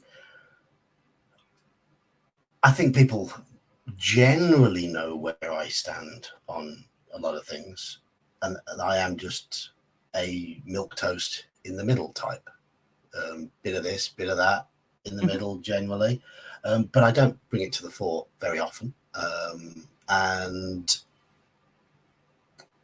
there've been places online where I've accidentally walked into arguments and I've been called every name under the sun by both sides. It's same here. It is so frustrating. It is so frustrating, and I just wish people could put that behind them, and just get on with gaming and get on with just all this digging up of the past, all this digging up of personal lives and whatever. Yeah, exactly. We don't need it. You don't need it. If somebody is good at the game table and gets on with the game, and you enjoy playing the game with them, who cares what they did 10 years ago? Within reason. They've been, obviously there are extremes that you avoid. But absolutely. I don't care who you vote for. I don't care what your policies are. I don't care. I mean, as long as you're not beating children or, like you said, those extremes. I don't care. Yeah. Like, you do you, I'll do me, and we'll argue about it at the polls, or argue about it when we're at the pub, as you were saying. Yeah. At the game, I can play a character that's commie. I can play a character that's libertarian. I can play a character that doesn't care about any of that stuff. I can play an animal rights activist. I can play a murderer. Like, what do you want me to do? What's the character that I'm supposed to be? That's what I'm going to play, and what fits the setting, because the setting trumps me. So what's involved in the setting? Oh, in this setting, let's use DM James. In my game, in his games, all druids are evil. Okay, so I'm evil. Now, what makes me evil? Because, what things do I do that makes it evil? That's fine. Because that setting, well, I think the druid should be the, no, it doesn't matter what I think. The setting says this is what it is. Yeah, I'd say, and you've said it quite a few times, setting comes first. Mm-hmm. And setting is almost, I wouldn't say totally almost more important than a lot of game mechanics. Well, setting and game mechanics, they run hand in hand. Yes, exactly. Well, the reason I put setting first is because setting is the house rules, so to speak. It's the tweaks to the game system. My AD&D example is Dragonlance. Dragonlance is AD&D, the first edition, like the Dragonlance Handbook is first edition AD&D.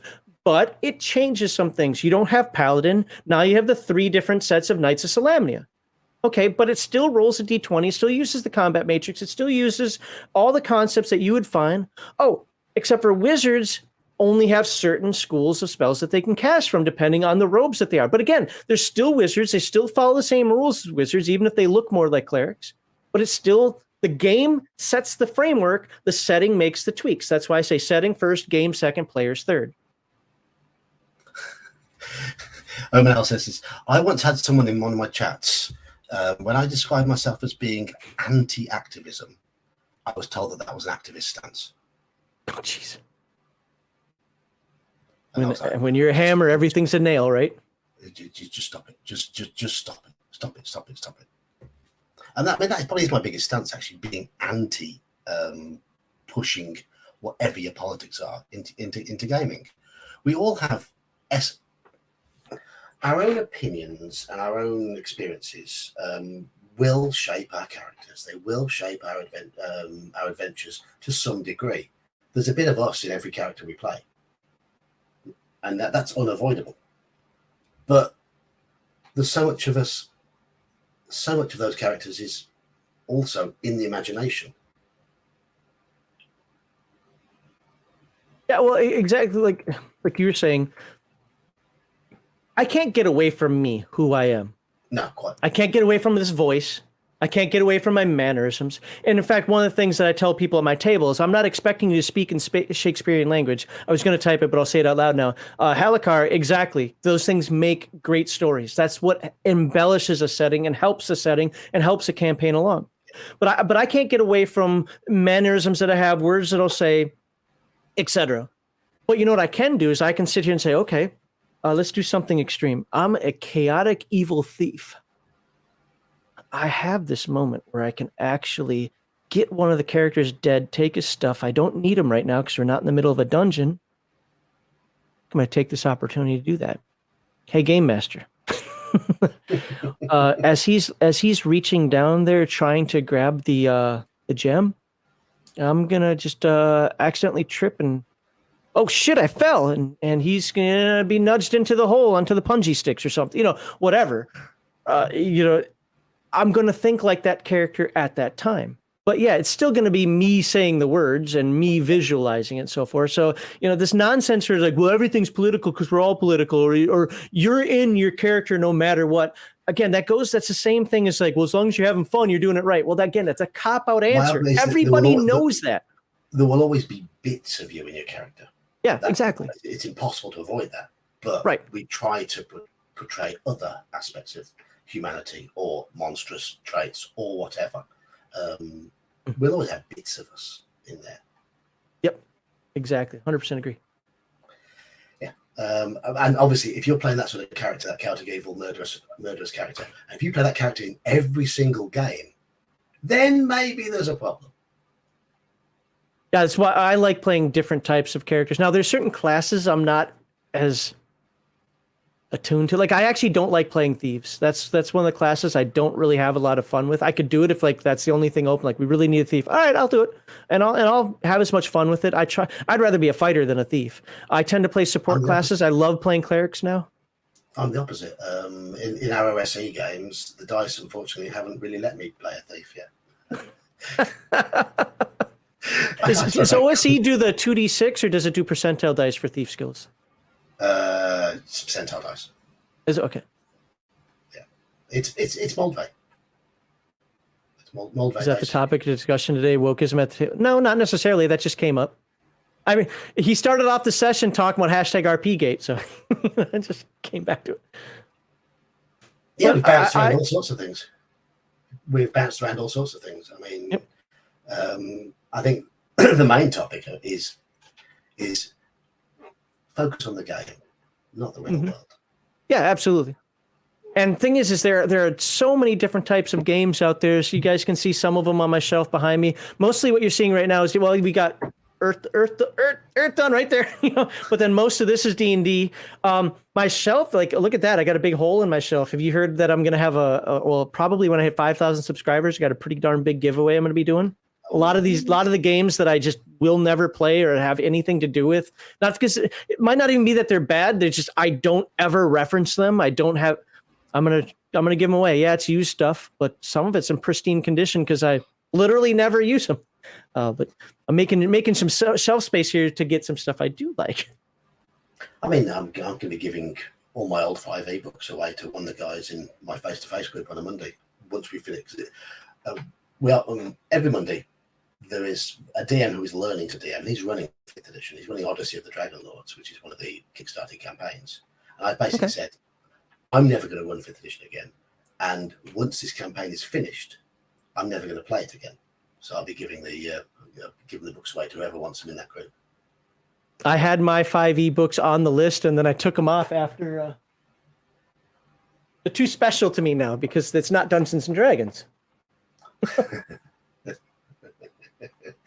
Yes, the nerdy pedantry. I have to do. When I first saw the 5th edition Monster Manual, I wanted to go through it with a bottle of liquid paper, Tipex, whatever you want to call it. And you know where it says it gives the averages of all the dice rolls and the hit points and everything first, and then the dice roll afterwards. Okay. It says, it'll say like 2d6 plus 2 damage. It'll say damage 9 brackets 2d6 plus 2.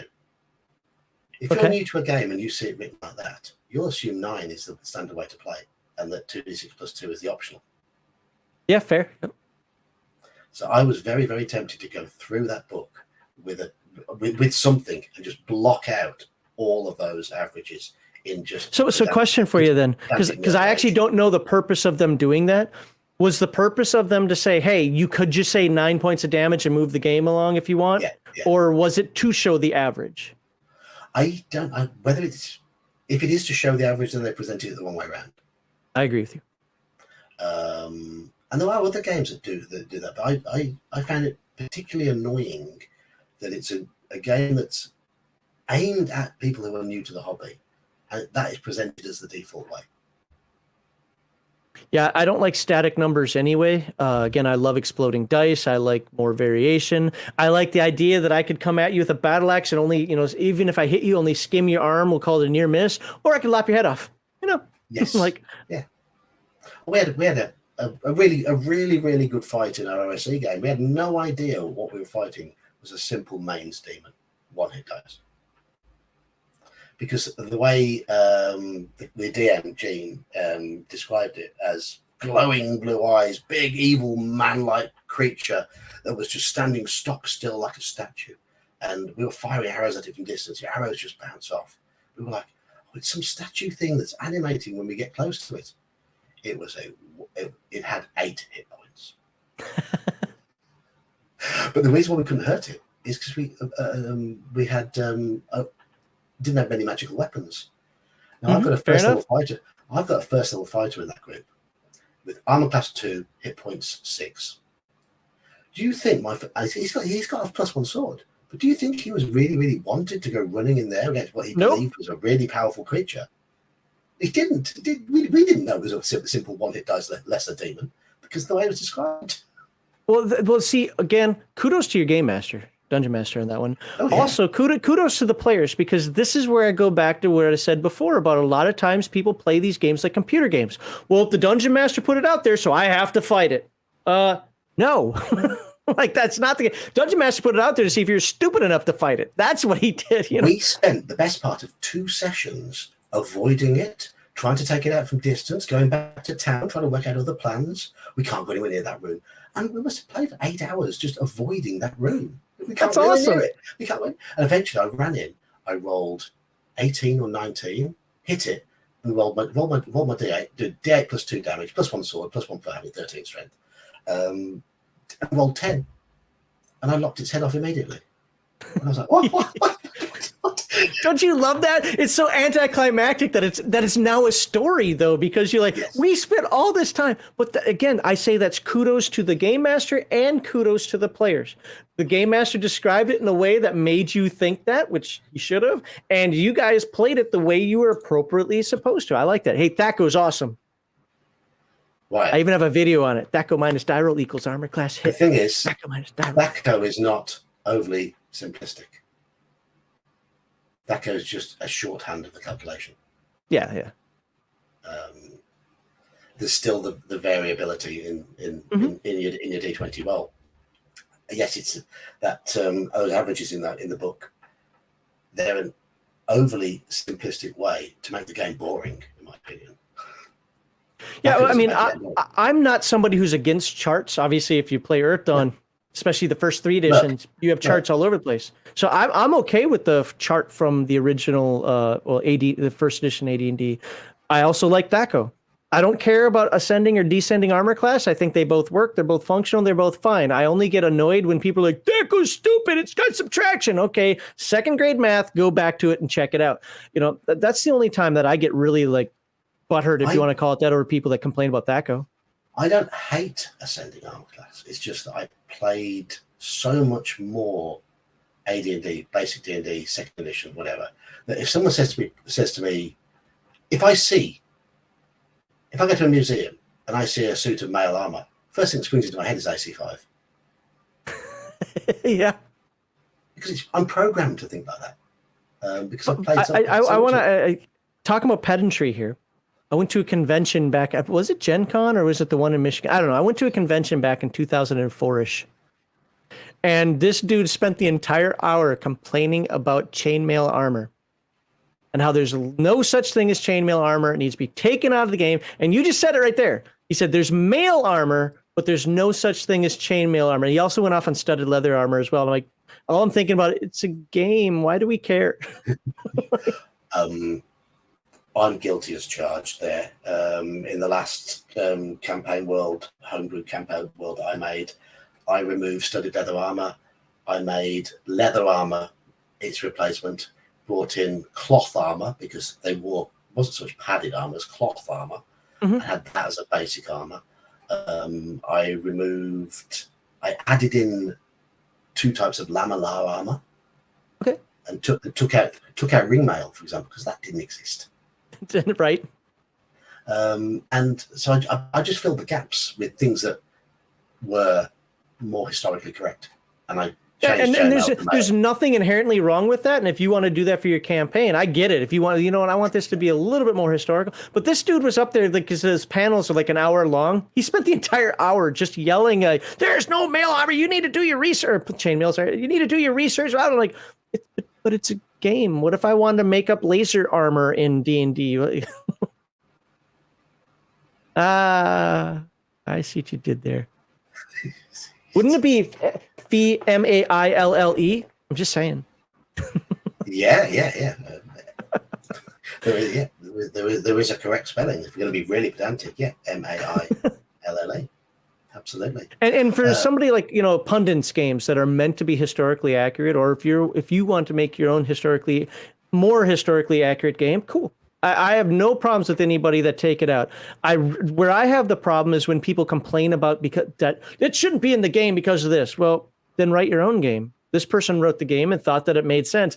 For my aspects of D&D, he wanted one for every, starting at 10, 9, 8, 7, 6, 5, 4, 3. He wanted to fill in the gaps for each one of those. And it's no effort at all just to rename it and just rename an equivalent. And I tweaked them a little bit as well because I didn't. I wanted to. It was a 5th edition game, and I wanted to try and nerf all the character classes fairly equally because I wanted to reduce the power level. That was my aim. Okay. So my nerf for the thief was to only let them have soft cloth armor. Not even leather? No, because leather is too creaky. Okay. Yeah, because it is hardened. Yeah. So that was and I removed the rapier because that was not historically accurate in terms of the time period. They had rapiers in 5e? Yes. Oh. Which meant they couldn't have thieves basically couldn't have D8 weapons. They'd be doing D6 weapons. I like any game where death is on the table. And what I mean by that is not like, I have 29 hit points and the most a sword can do is a D6. So I'm not really worried about it. If I get hit, I'll just run away. It's like, no, I want one of the things I loved about early edition Thieves, maybe it's why I was playing Thieves back then and I don't anymore, is the fact that I have like 3 of them made, because I knew that a second as you hear the click. Oh, shit. Make your saving throw. Yes. All right.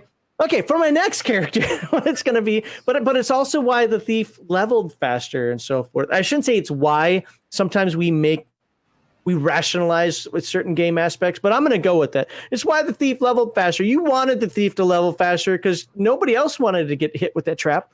So, and I like that. I like the fact like, oh, well, guess what? You're not dead, but for 2d6 weeks, you're paralyzed. Oh man. So it's effectively dead. Yeah. Mage's Amusing character, he got within a half hour of the session starting, got bitten by a giant centipede, character out for 10 days. There we go. Yeah, he had to bring in these other characters for the session. I like that stuff. Yeah. If adventuring was easy, everybody would do it. Absolutely.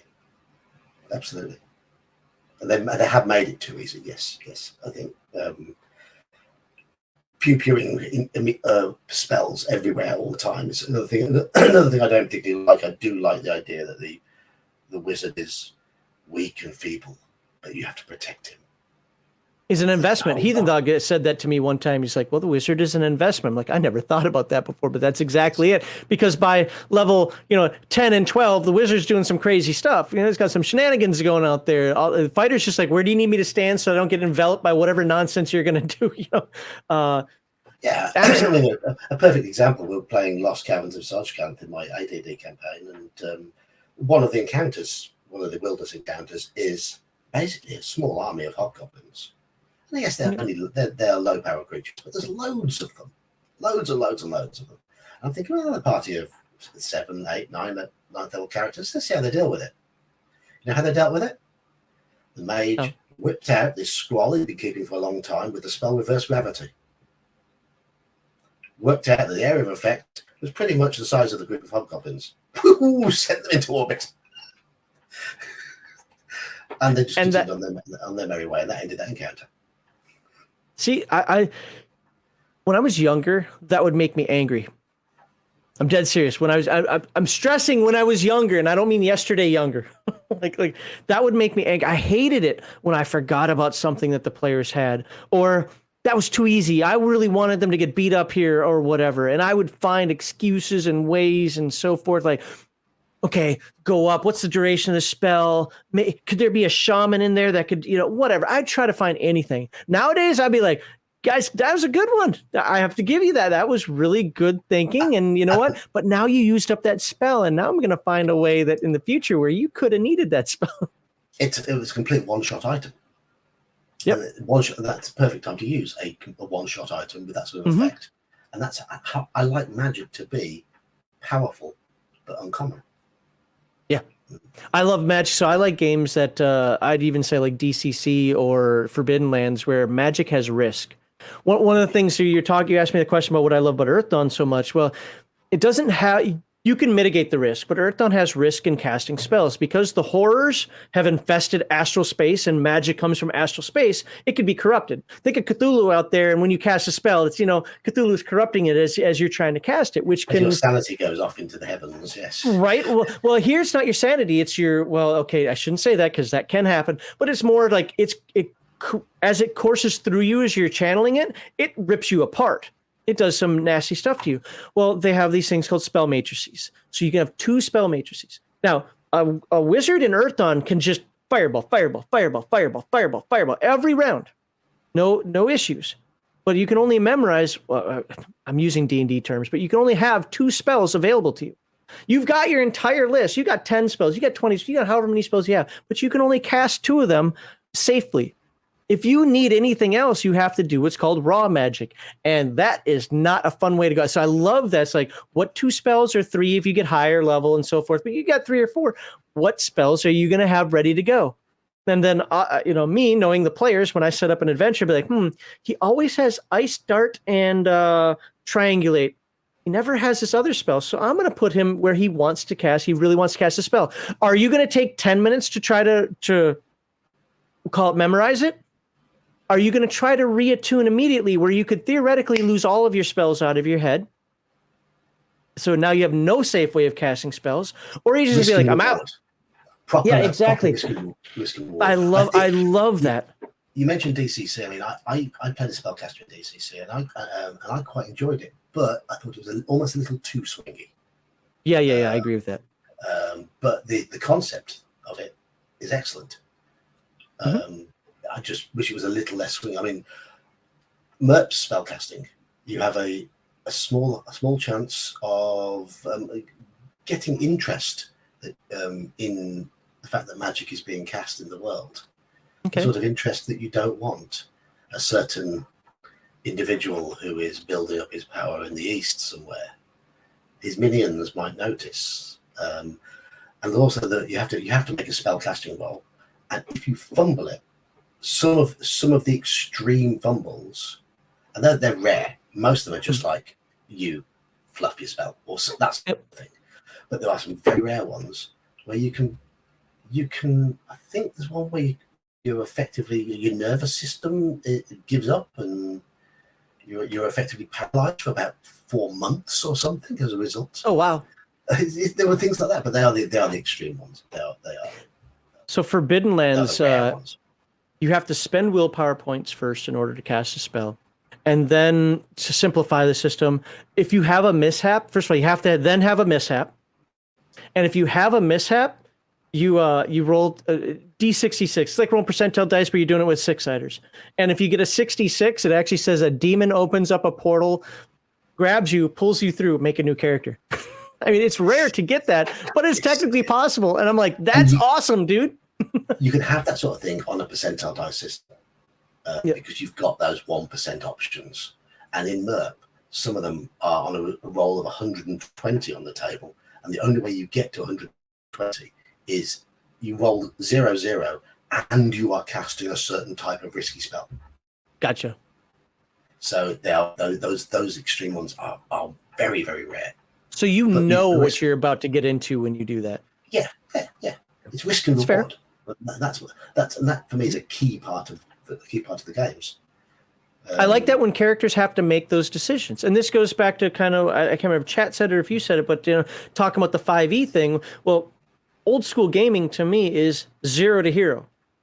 And now Victor and I, we have a friendly discussion, or because I don't really care, and he doesn't either, to be fair. But we have this friendly discussion over what is a veteran at first level. Well, I had an argument with him about that as well. I disagree with. Honestly, I do disagree with him. But for my style of play is why I disagree with him. I'm not going to get pedantic about the term. I like what's called off the farm games, where you've got some overalls, a pitchfork, and maybe daddy was was a soldier and he kept his armor or something, so that's how you could afford the armor or whatever it happens to be, because you are still a first level character. You were trained maybe because you were part of the militia, because they make every 12-year-old go join the militia or something. I don't care what the story is. You're a first level character, I get that, but that's it. You're just a first level character, and from there you have to grow. And your ability, a first level fighter in Dungeons and Dragons has the same THAC0 as a 0th level fighter. It is one better. It's 20 in second edition. Your THAC0 is 20 at first level. In first edition, fair enough. 20 star at first level, which is 28. THAC1 20. Okay. In second edition, it's just know when I talk about D&D, most of the time I talk about second edition. Your THAC0 is 20. Now, of course, you're gonna have a strength bonus. You're probably gonna have a specialization bonus. You're gonna have these bonuses that you can add on depending on how you create the character. They didn't have level titles in 2 either, did they? No, they took those out. Level titles were 1, weren't they? But the point that I'm making is that just. You start off as you got a little bit more, like you were talking earlier. You got some equipment that kind of defines you a little bit, but that's it. You are not king fighter. You are trying to survive. You're a 0 trying to make it to hero, and I love that. I hate the concept of modern D&D, which you start off as a hero to become a superhero. I don't. It's not interesting to me. I mean, in 5e, you are still very fragile at first level, but second and third level, you gain very quickly. So you're not a complete 0, but you're not much better than a 0 at first level, but you gain very, very quickly. Mm-hmm. But I think my big point with the whole veteran thing is those titles are fluff. A fourth level is a swashbuckler. So a swordsman or something, a swordsman. You could be a dwarf who has fought with nothing but a warhammer, yet your title will be swordsman. Gotcha. No, and there were titles in the magic user table. Wait, are you saying that my dwarf can't use a sword? Are you racist? Of course he can use a sword. He can use a sword. He doesn't want to though, because he's a dwarf. Racist? How do you know? Play your dwarf properly. Hammers and axes. No, I'm with you on that. I 100% agree with you on that. So in OSE, my dwarf has got a magic sword, but he fought with a hammer throughout. It's simply because they found a magic sword and he was the best one to have it. Let me guess, he complains about it all the time. He doesn't complain about it at the moment. He likes the fact he's got a shiny weapon. He's still first level. He's inexperienced. He would rather have a magic hammer. Hint DM. If you do watch the stream, Gene, Yogi would like a magic hammer or a magic axe. He'd prefer that to a magic sword. But he's quite happy to use a magic sword because it's magic. And it's got this Obi-Wan thing going on. Oh, how uncivilized. but no, I can't remember where I was going. I can't remember what I was doing. But back to titles. I mean, is every 5th or 6th level magic user a necromancer? They might never cast any necromancy spells, but the title is necromancer. So I think those titles are just fluff. And I think by saying a veteran is always a very experienced fighter, I think you're reading too much into it. It's Mage's Musings. Before you go, Mage's Musings, which version of Twilight 2000, the old one or the new Free League one? I have not played. I have it, but I have not played the new Free League one. I love the old. I played 2nd edition Twilight 2000. Love that game. I haven't played it since the early 90s though. Cheers, Mage. Enjoy the game. Whatever. He's about to do a level 0 for Twilight 2000 game. He's trying out. Okay, I've just seen that message. Enjoy the game. I've never played Twilight 2000. It's not my thing. Oh, okay. He said it's all cool. Well, I think they're both good. Of course, I always like originals. I'm a huge fan of Free League, so I'm not gonna poo-poo the new one, but I'm always more of a fan of originals. And I love the life path system because it's almost like Traveler, except you can't die. It's like, all right, do I want one more tour so I can get more skills, but I might lose an eye or an arm or something else. Yeah. I love those things. I mean, I tend to prefer originals, but there are a couple of exceptions. Paranoia, for example. Paranoia 2E is the best version. Okay, God, you scared me on that. I thought you were going to go with Mongoose, and I was going to cry. No, I'm with you on that. Paranoia 2E is the best one. It fits the tone the best because it's the fastest. 1E was just a little bit too fiddly in terms of the mechanics. It was very much early 80s in terms of mechanics. 2E just streamlined it. It's a game that should be streamlined. It's a game that should play fast. And MERP, I think the best version of MERP is the reissue. They didn't change many of the mechanics. It's like a 1.5 edition. Okay. So the first edition of the book was just all over the place and didn't explain anything very well at all. I don't know what edition I played. I played in the early 90s a few sessions, and I couldn't tell you which edition it was. Any idea what color the book was? Any idea what the color of the book I want to say it was red title, bluish people on the front of it. Oh, or bluish. This one. Oh, so my back's bad. It's probably this one then, which is the one I'm on about. It's 1.5. Yeah, that looks right. Yeah, that's the one. That's the best version. Okay. In my opinion, I've got 2nd edition. There's almost too much in there in terms of added bits and pieces I ignore. But it's nice for a bit of extra fluff, and the book is better. The mechanics are better explained in 2nd edition, but I think the added fluff was not necessary. I had a hard time getting into MERP. Like, I liked the game. I remember liking. I don't remember what we did, but I remember liking the game when we played it. It was one of those. I said, "Yeah, I'll get it someday." My problem is I don't like IP games. Like, I really struggle. Like, I don't like to do. I have the One Ring from Free League, but I don't know if I'd ever play it. If I were, I'd have to read the rules, see if it would fit more of a D&D type game. But then again, I have Forbidden Lands. Why would I need to do that? I don't like playing in IPs. I struggle with that. Like, if you like the general feel of MERP and the mechanics, then Bear at the moment is playing against the Dark Master, which is a MERP derivative in a more not in a Tolkien world. I'd probably be much more interested in something like that. Lots of tables, lots of splatty effects on the weapons, but tables don't bother me. like they never have. Very lethal. Lots of lots of damaging effects. Very much a risk and reward style of game. Does it make you think twice before you decide to enter combat? Absolutely. Then the game is made well. I don't even care what the system is. If you tell me that, hey, you're going to think twice before you enter combat, you've already told me that the game is probably made well. Yeah. I mean, I'll give you one example. My group in my MERP game, they're on the edge of the Erin Vaughan, which is south in Western Carterland. It's where the Woses live. And there's a little village there. And they found out a ghost was haunting the village. This is a modified adventure from the book Woses of the Black Wood. And the ghost is coming out of a little underground section in the forest that has been interfered with by a couple of treasure hunting dwarves, because that's what dwarves do. And the party go out scouting the area, and they find that there is a cairn nearby, it's a hollow burial sort of thing, and they see a troll there, and these are about 4 or 5 characters at first level. Trolls hit like an absolute steam train, so they're thinking, right, we need to take this troll down. But they're not going to go. They're not going to go rushing in. They are not going to go rushing in. So they go back to town. They hire 5 of the town guards, the 5 who are best with crossbows, go back into the woodland, line up get these guards to sit in tree branches all around this clearing. The other characters all hide around this clearing as well, because there's a muddy area, and there's one character who's got a ring which allows him to walk on mud and soft ground as if it was hard ground, about once a day. Very minor sort of effect.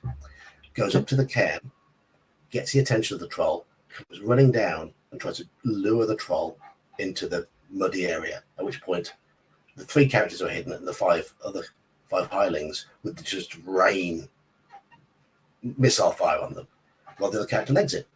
This planning took about a session and a half to get it all That's great. organized. That's absolutely great. They got to the cairn and found out there were 2 trolls in there. And then it all kicked off. But yeah, they won. So what was the result? Okay, they won. Okay, good. They took out the 2 trolls. 2 of the characters got badly hurt. Badly hurt. One was unconscious. One had a lingering injury that was going to take quite a bit of healing. But they won. Well, those 2 might not think it was a win, but hey, they lived, right? They lived. They did live. That's awesome. By the skin of their teeth. You said it was a session and a half. You said that just listening to the fact that they took the time to go back to town. Hey, anybody want to be dumb? Anybody want to come with us to sit in a tree and shoot some arrows at some trolls? Whatever. No, that's. I love it when players do that. And because what Heathen Dog and I talk about this on occasion, what he jokes about or how he says it is the players are going to think you're a bad game master.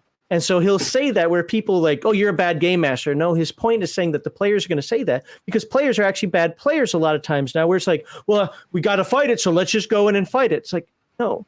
This is that computer game nonsense I was talking about. It's like, how would you actually handle this in real life? You need to be there. That's why I try to get in the headspace of my character. You need to be at that location. You need those trolls gone. And you know that fighting them is going to go badly for one or more or all of you.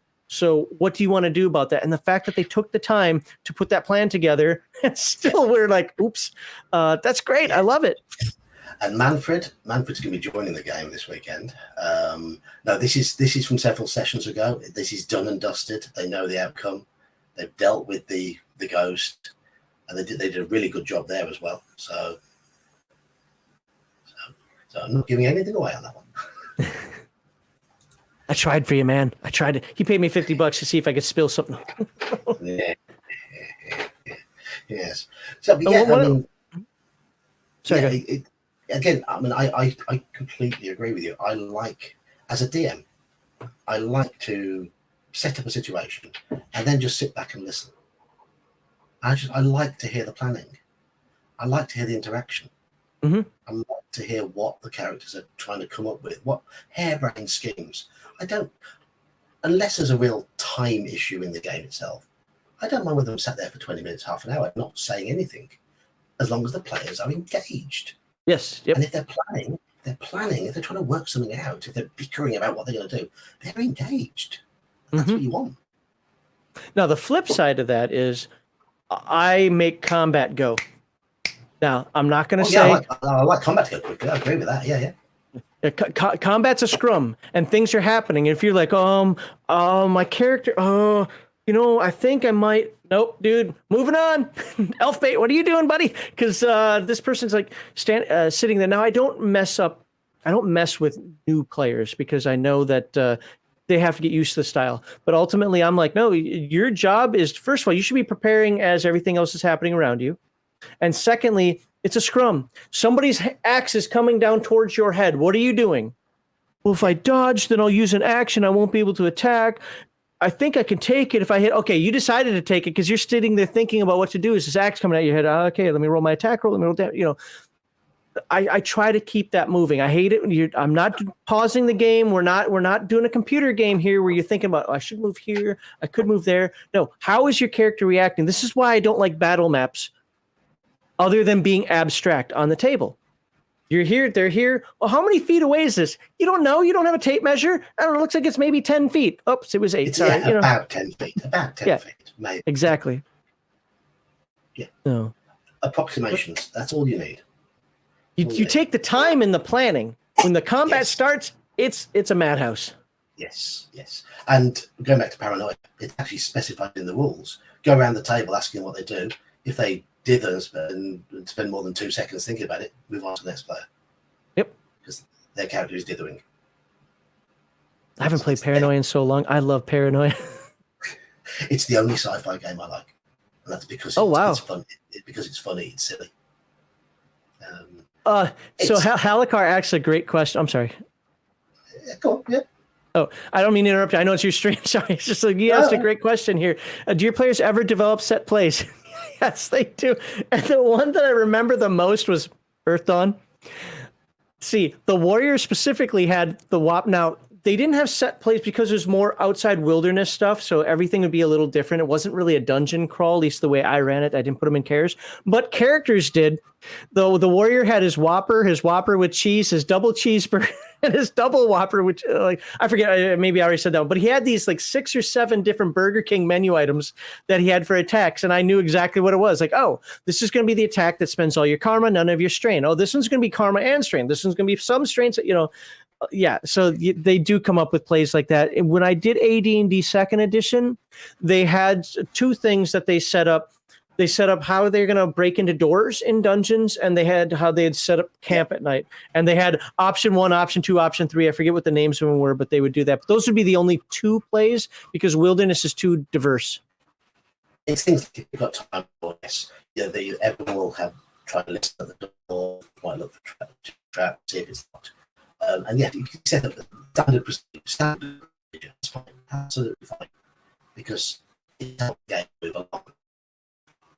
You're not repeating the same lengthy thing over and over again. The DM will just roll a handful of d6s, whatever, percentile check, and the DM will learn what chance they've got of hearing and what chance it has of finding the trap, and it'll just flow quicker. Yep. And flowing quickly is always good. The only reason I let him get by with that Whopper with cheese nonsense, because normally I'd be like, dude, if you're going to have a meme, you're supposed to be in character, have it be something related to the game, was because when he came up with it, we were first learning, I wouldn't say we were learning it, but I was teaching them the game, and it just kind of stuck, and it was one of those things that after time, we knew what it meant, and we just let it go. But to be fair, I normally wouldn't let the Whopper with cheese thing stand. I'd be like, no, pick names that have to do with the setting. But I mean, I also let a guy play a fairy dragon one time after taking many hours to convince me that he could do it well, and they loved that character. And he had something similar. He had tactics that he would do based on, okay, if we do basically like what Nerdy Ogre was saying, blue 32 kind of stuff. We said blue 32, that means the fighters are going to go in, I'm going to blow my euphoria gas, and then we'll see what happens after that. Or he had some certain spells that he would do. So yeah, that, as long as it's not taking away from the spirit of the game, as long as it's not taking the players out of the game, that immersion aspect of it, absolutely, I'm all for it.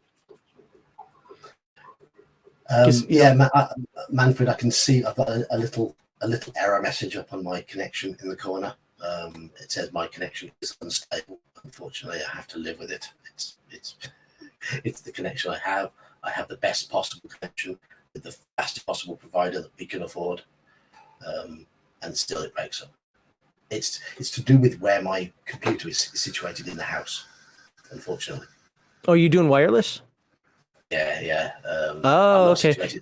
I'm not situated anywhere near a point which can be wired. So when I lived in Germany, I was my first place that I lived in was I had my computer on the 3rd floor, but the router was on the 1st floor. I didn't care. I wrapped a 100-foot cable all the way through that house and got it down there. I'm like, I'm plugged in. I don't care. My wife did not like it, but hey. No, she got mad. I could get little boosters, I suppose, and get a little booster plugged in here and connect connect a cable to the booster, and that I guess would help. But it's an option for the future. So one more thing I've just thought of: what is the most disastrous moment in a face-to-face game that you've had that's derailed a game, or just derailed a session, or just something made you all just stop? Okay, there are 2 that I can think of. One I won't count, but I'll say it anyway because it is the worst disastrous thing. Back when I was 15 years old and hormones raging through and acting like a retard and, all those good things that young kids do. If anybody knows Von Zark on my Discord, he and I went to school together. And we totally derailed the guy's game. There's this one kid that we'd pick on all the time. Don't know why, because, maybe it's because we were always getting picked on, by other people. But he brought in a ranger in the game and had a pet wolf, and we did everything we could to kill that pet wolf until finally the game master said, we're not getting the game done. We're not doing anything right. Lightning bolts come from heaven, and you 2 are dead.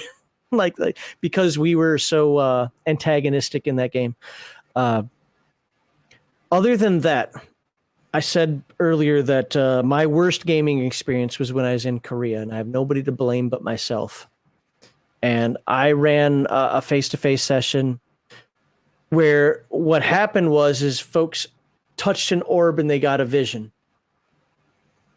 And the other groups that I've run with wouldn't have had a problem with this. This group did, and I bet you most of you will have a problem with it because I understand how a lot of people think nowadays. It put me in effectively a one-on-one with all 6 characters. And each one took about an hour. So you got about an hour of gameplay out of a 6-8 hour session. And man, the players were pissed. Oh my God, were they pissed. Now I've done stuff like that before where the players didn't get pissed. These guys let me have it for quite a while. Now, to be fair, I already had not endeared myself to them for some other role-playing things that had gone on. So they're kind of rolling their eyes. Yeah, fine, she'll run a game, whatever, let's do it. And then, I had a fight with a guy about drow, because I didn't use all the drow power because I was trying to suck the players in to want to chase them. And he's like, that is not drow are. They're really powerful, blah, blah, blah. I'm like, okay. And I had to spend an hour listening to this guy yell at me about that. And then I did this thing where, I basically had a one-on-one, and I thought it was the genius. And in fact, every individual character said, that 1 hour I got to play was absolutely awesome. The rest of it sucked donkey balls and don't ever do that again. So, okay. Yeah. I learned my lesson. Manfred wants to know where you live in Germany. I lived in Neunkirchen on Potsberg and over Stauffenbach, right outside of Ramstein. Maybe say Ramstein, all I think of is Du Hast. Yeah. Ramstein Air Base, Germany. It's in the western side of it. Absolutely loved my time there. I tried to stay away from Americans as much as possible because the Germans were awesome. Americans were annoying. In terms of sessions being derailed, I haven't monetized this stream, so I can mention this sort of thing. We used to play at this one guy's house, and we had to play there because he got kids, and these kids were young, as in newborn baby and toddler running around, and his wife worked shifts, so she'd often come home sort of 8 o'clock, 9 o'clock.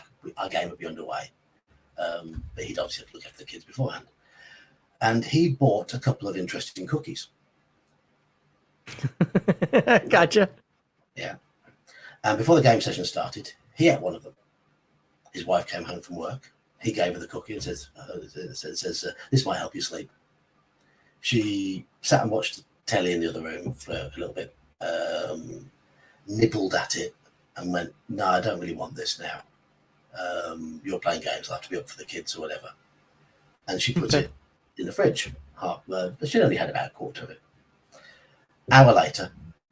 Tell me one of the kids got it. Tell me one of the kids got it. No. Nothing as good as that. Hour later, he's had no effect. He's a big guy. He had no effect from the cookie he'd eaten. So he goes to the fridge, gets the one that his wife nibbled on, and just eats the whole lot.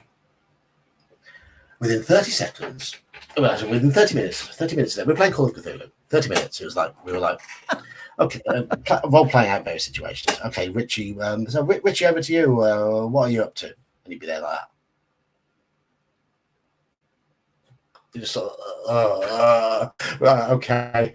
He's not making any sense. And then he'd slump back, and then a few minutes later, he'd be up again. We're like, oh, hang on. And then suddenly, he turned to the guy next to him, James, and just projectile vomited. Oh no!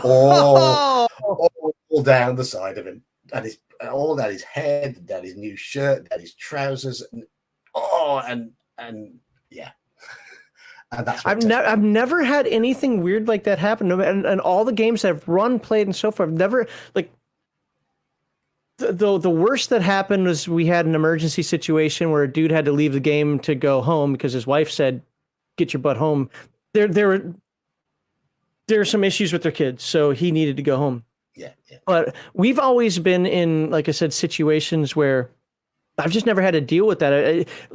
Somebody said earlier, I think, like, well, with having a family, there's no way I could do 8-hour games. Well, the way most of the people dealt with that in my games that I was part of is that the dad would be the one in the game, and he would have Saturday, she would have Sunday to go hang out with the girls, and then he'd take care of the kids. So they had these alternate day things that they would do. So it always worked out for us. They just and in fact, we would encourage that. We'd be like, hey, she gave you all day today. Make sure that, you let her go out, tomorrow or whatever. Not that most of these guys were gentlemen. They knew how to handle themselves. But yeah, the only other thing that I can think even remotely close to this, and people have heard this story quite a bit, but I'll say it again, is we went to an IHOP, again, Albuquerque, and we just started playing a play-by-mail. And it was a play-by-mail because the guy who was running it actually lived about an hour away.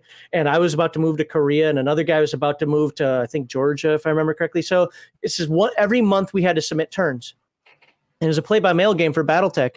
And so before I went to Korea and the other guy went to Georgia, we had this summit at IHOP. And we were talking like as in the House Lords. And I ran House Steiner, unfortunately, not House Liao like I should have. But we were talking about everything from chemical weapons. If you know anything about BattleTech, the Ares conventions is like our Geneva conventions. But we were talking about all this stuff. The lady refused to serve us. And after a while, we were like, man, we need drinks refilled and so on and so forth. And we're like, hey, we're flagging her down. And she's ignoring us like, looking all the other way and so forth. Finally, we get the manager and we're not getting a service. And guy's like, yeah, she said that you're talking about terrorist threats and about bombing things. And, it's really concerning. Now, mind you, this is 1994. So it's not like, 9/11's happened or anything yet. And he's like, yeah, she refuses to serve you. I'm like, well, hold on. No, we're talking about a game. This is all just game related. She still refused to serve us, if I remember correctly, but he did. We ended up wrapping up pretty quickly after that. If people were feeling that uncomfortable about it around us, we were gone. But because we were like, okay, YeOldeGeek, we have nukes and you guys have chem weapons. I'll agree that I won't use nukes first, but you have to get those chem weapons off my border, stuff like that, and she absolutely refused to serve us. Right. As is always the case on a Thursday and a midweek, I've got to be up for work in the morning. So I'm going to be wrapping things up very shortly. Is there anything anyone in chat wants to ask either of us before we go? I'm going to throw it open to you in chat. and see well, if we're waiting for that. I definitely want to thank you again for having me on. This is one of the things. I know you've been in the Friday Chill stream a few times, but I'm happy to be. I love talking with you about games. I wish our times weren't so different. I kind of wish I was still in Germany, because then we'd be in a much same schedule. Because I think you and I have very similar yet enough deviation and difference where the conversation to me is fun. I really enjoy hearing what you have to say. Where was that incident in 1994? It was at an IHOP in Albuquerque, or right outside of Albuquerque. Bear wants to know how we are all so gosh darn handsome. Well, I need a haircut. I can see it popping up here, and it's driving me crazy. I tell you, I got wings. They're covering here, but I got wings growing and everything. I should have got a haircut like 2 weeks ago. I'm still not gonna get it until next Thursday. No, it's because I turned 50, and 50 is sexy. I'll be 52 in 2 months. God, Grandpa. Oh, John and John. No, I'm a John without the huh. So it's John and John. Yeah, so it's funny though. Until I joined the Air Force, because my mom and real dad got divorced when I was 3 years old, to separate me, because we have a naming convention, firstborn son of the firstborn son of the firstborn son, yada, yada, yada, has a naming convention to separate me from my real dad. I spelled my name Jon. It was on my first driver's license as Jon up until I joined the Air Force, and the Air Force made me use my legal name. Well, I'm a Jonathan, so. No, I'm not. It's always been shortened to John. I'm supposed to be a Johann, but, we don't do the German thing anymore. 9. Right.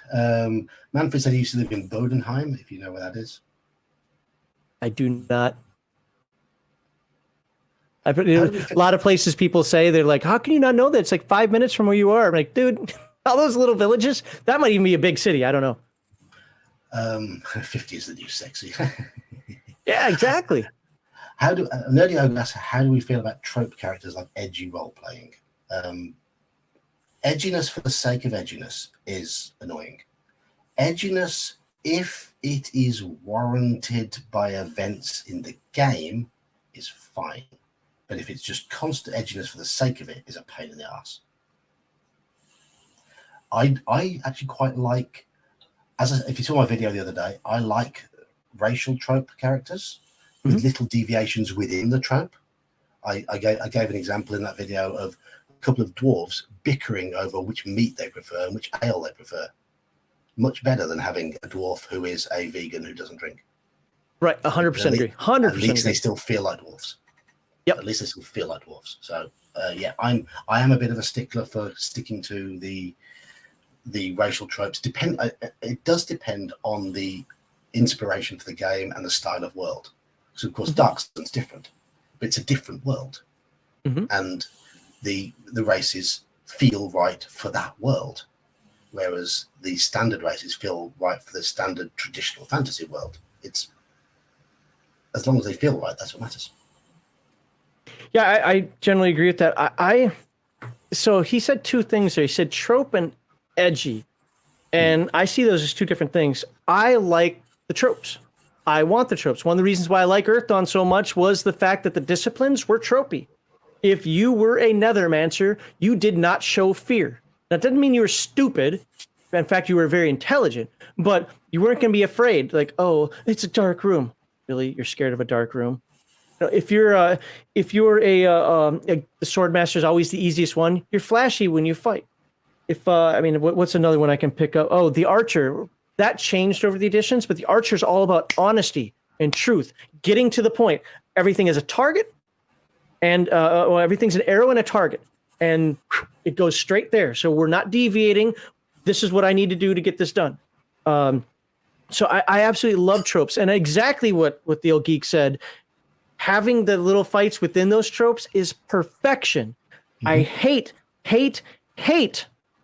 people who play against type. I cannot stand that concept. We all did it when we were 12 years old. You don't have to do it when you're 30 and 40 years old. Now, with that said, games like Earth Dawn, because we talked about it earlier, we're going to be really drunk today. Earth Dawn allows dwarves to be wizards. Well, that's against type. That's against trope. Well, it's a different game. It's a different world. It's a different setting. Dwarves still have a minus to, I think it's charisma, and a plus to constitution. So they don't make the best wizards out there, but they can be them because it's a high magic world. I say, yeah. It's fine to make changes and deviations if they fit the world. Yes. Orcs are player characters, but they have these things called gods, and you have two of them. It's one thing that if somebody brings it up, nobody talks about my mama. And somebody says a yo mama joke, you're enraged and you're killing this guy over something stupid like a yo mama joke. But one thing doesn't bother you at all. It's poison my ale. I don't care. He says he meant tropes as in the edgy rogue, the horny bard, or the stupid barbarian. I've messed about with that. I like to mess about with those sort of things and just to slightly turn them around. But as far as stupid barbarians go, I've got no problem with that, because as far as I'm concerned, barbarian is a cultural class, and most barbarian cultures will not value literacy or anything like that. But they value wisdom. So I call it farmer's intelligence. It's different. So the farmer might not be the most educated person out there, but without him, you don't survive. And there's a wisdom that comes with that. Might not be the same as clerical wisdom, but there's a wisdom. I call it farmer's intelligence. Also, barbarians come in two forms. Well, more, but one is kind of the Native American trope, which is just natural, worldly, whatever, where I would say that the rage doesn't fit. On the flip side, you've got the other barbarian trope, which is just a Norseman coked up and ready to go. And of course, that person if you're playing it by the book, hates magic. So shouldn't be using any magic items because, he wants to destroy all that nonsense. Yeah, the Vikings or the Huns or something like that, yeah. Yeah, exactly. So it kind of depends on how you're doing that. But yeah, as far as the horny bard, no, that's... No, I don't like it. I don't like it at all. Boring? It's... Yeah, it came to the fore, didn't it, around third edition, that sort of... Yeah. Well, first edition, look, I play second edition. I've said all along that I like second edition. First edition did the bard right. Also, Earth Dawn, if you play with those discipline violations, did the bard, or they call it the troubadour there, right? Because you're a historian. Your job is to learn and project history. So, sure, you're going to sing a song, but your song isn't going to be about brave Sir Robin, brave is he, because you're not there to be a joke. You're there to pass on necessary knowledge because the horrors still exist. And a lot of history is lost because of the scourge. So it can be baby, if you want it to be, but that would not be the primary. And if you're playing that as the primary crux of the discipline, you're not playing it right. Any character can be the horny character. It just seems to be hard because, if you're 16. Anyway, I've got to go to bed. So all right. I'm going to say thank you very much for joining me tonight, Max. It's been good fun. Thank you.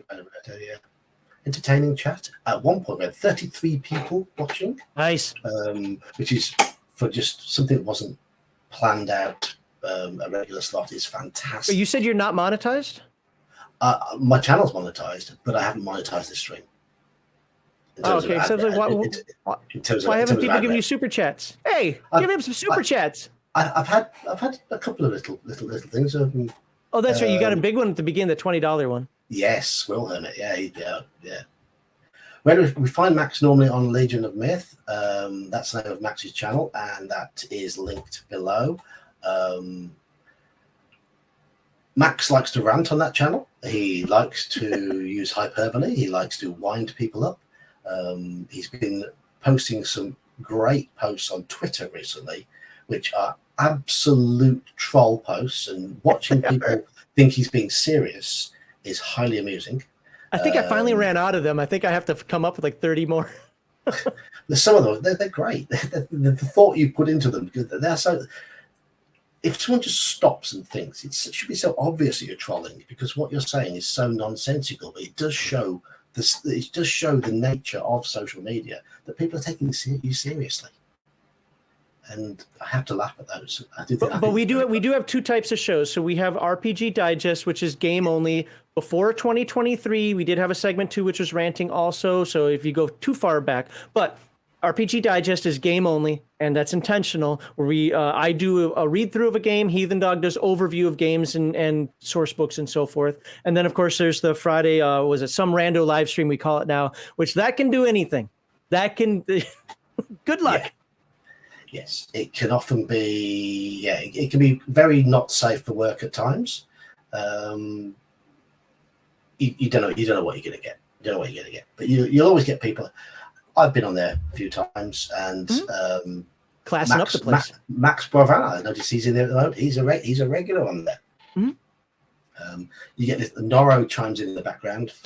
It's always messing with me. Yes. And you get cameos from the cats as well. Bear's been on recently as well, and Mage on a few weeks ago as well. So, yeah. Bear pops in when he doesn't have a game, and I really appreciate it. I like Bear because he comes in, and most of the people on the stream, they either let me say whatever I'm going to say without countering me, or they counter me so hard that it's almost obnoxious. Bear has this way of popping in and just being like, Max, you're stupid. And just leaving it at that. It's like, oh. Yeah, and he's a big guy. And he says it with gravitas as well. Yeah. Yes. When Bear says jump, you go. Yes, sir. Right. Anyway, I have got to go. So, cheers, Max. Thanks for being on here tonight. Thank you, everybody in chat. Glad you've had a good evening. Hope we've made your Thursday a little less dull. But I'm going to end the stream now. And I'll be streaming again tomorrow night when hopefully this time we might finish on Against the Dark, because it's been a long time. But for now, I'm going to say goodnight because I've got to go to bed. Because good night, everyone. My clocks over here are right and yours in America are wrong.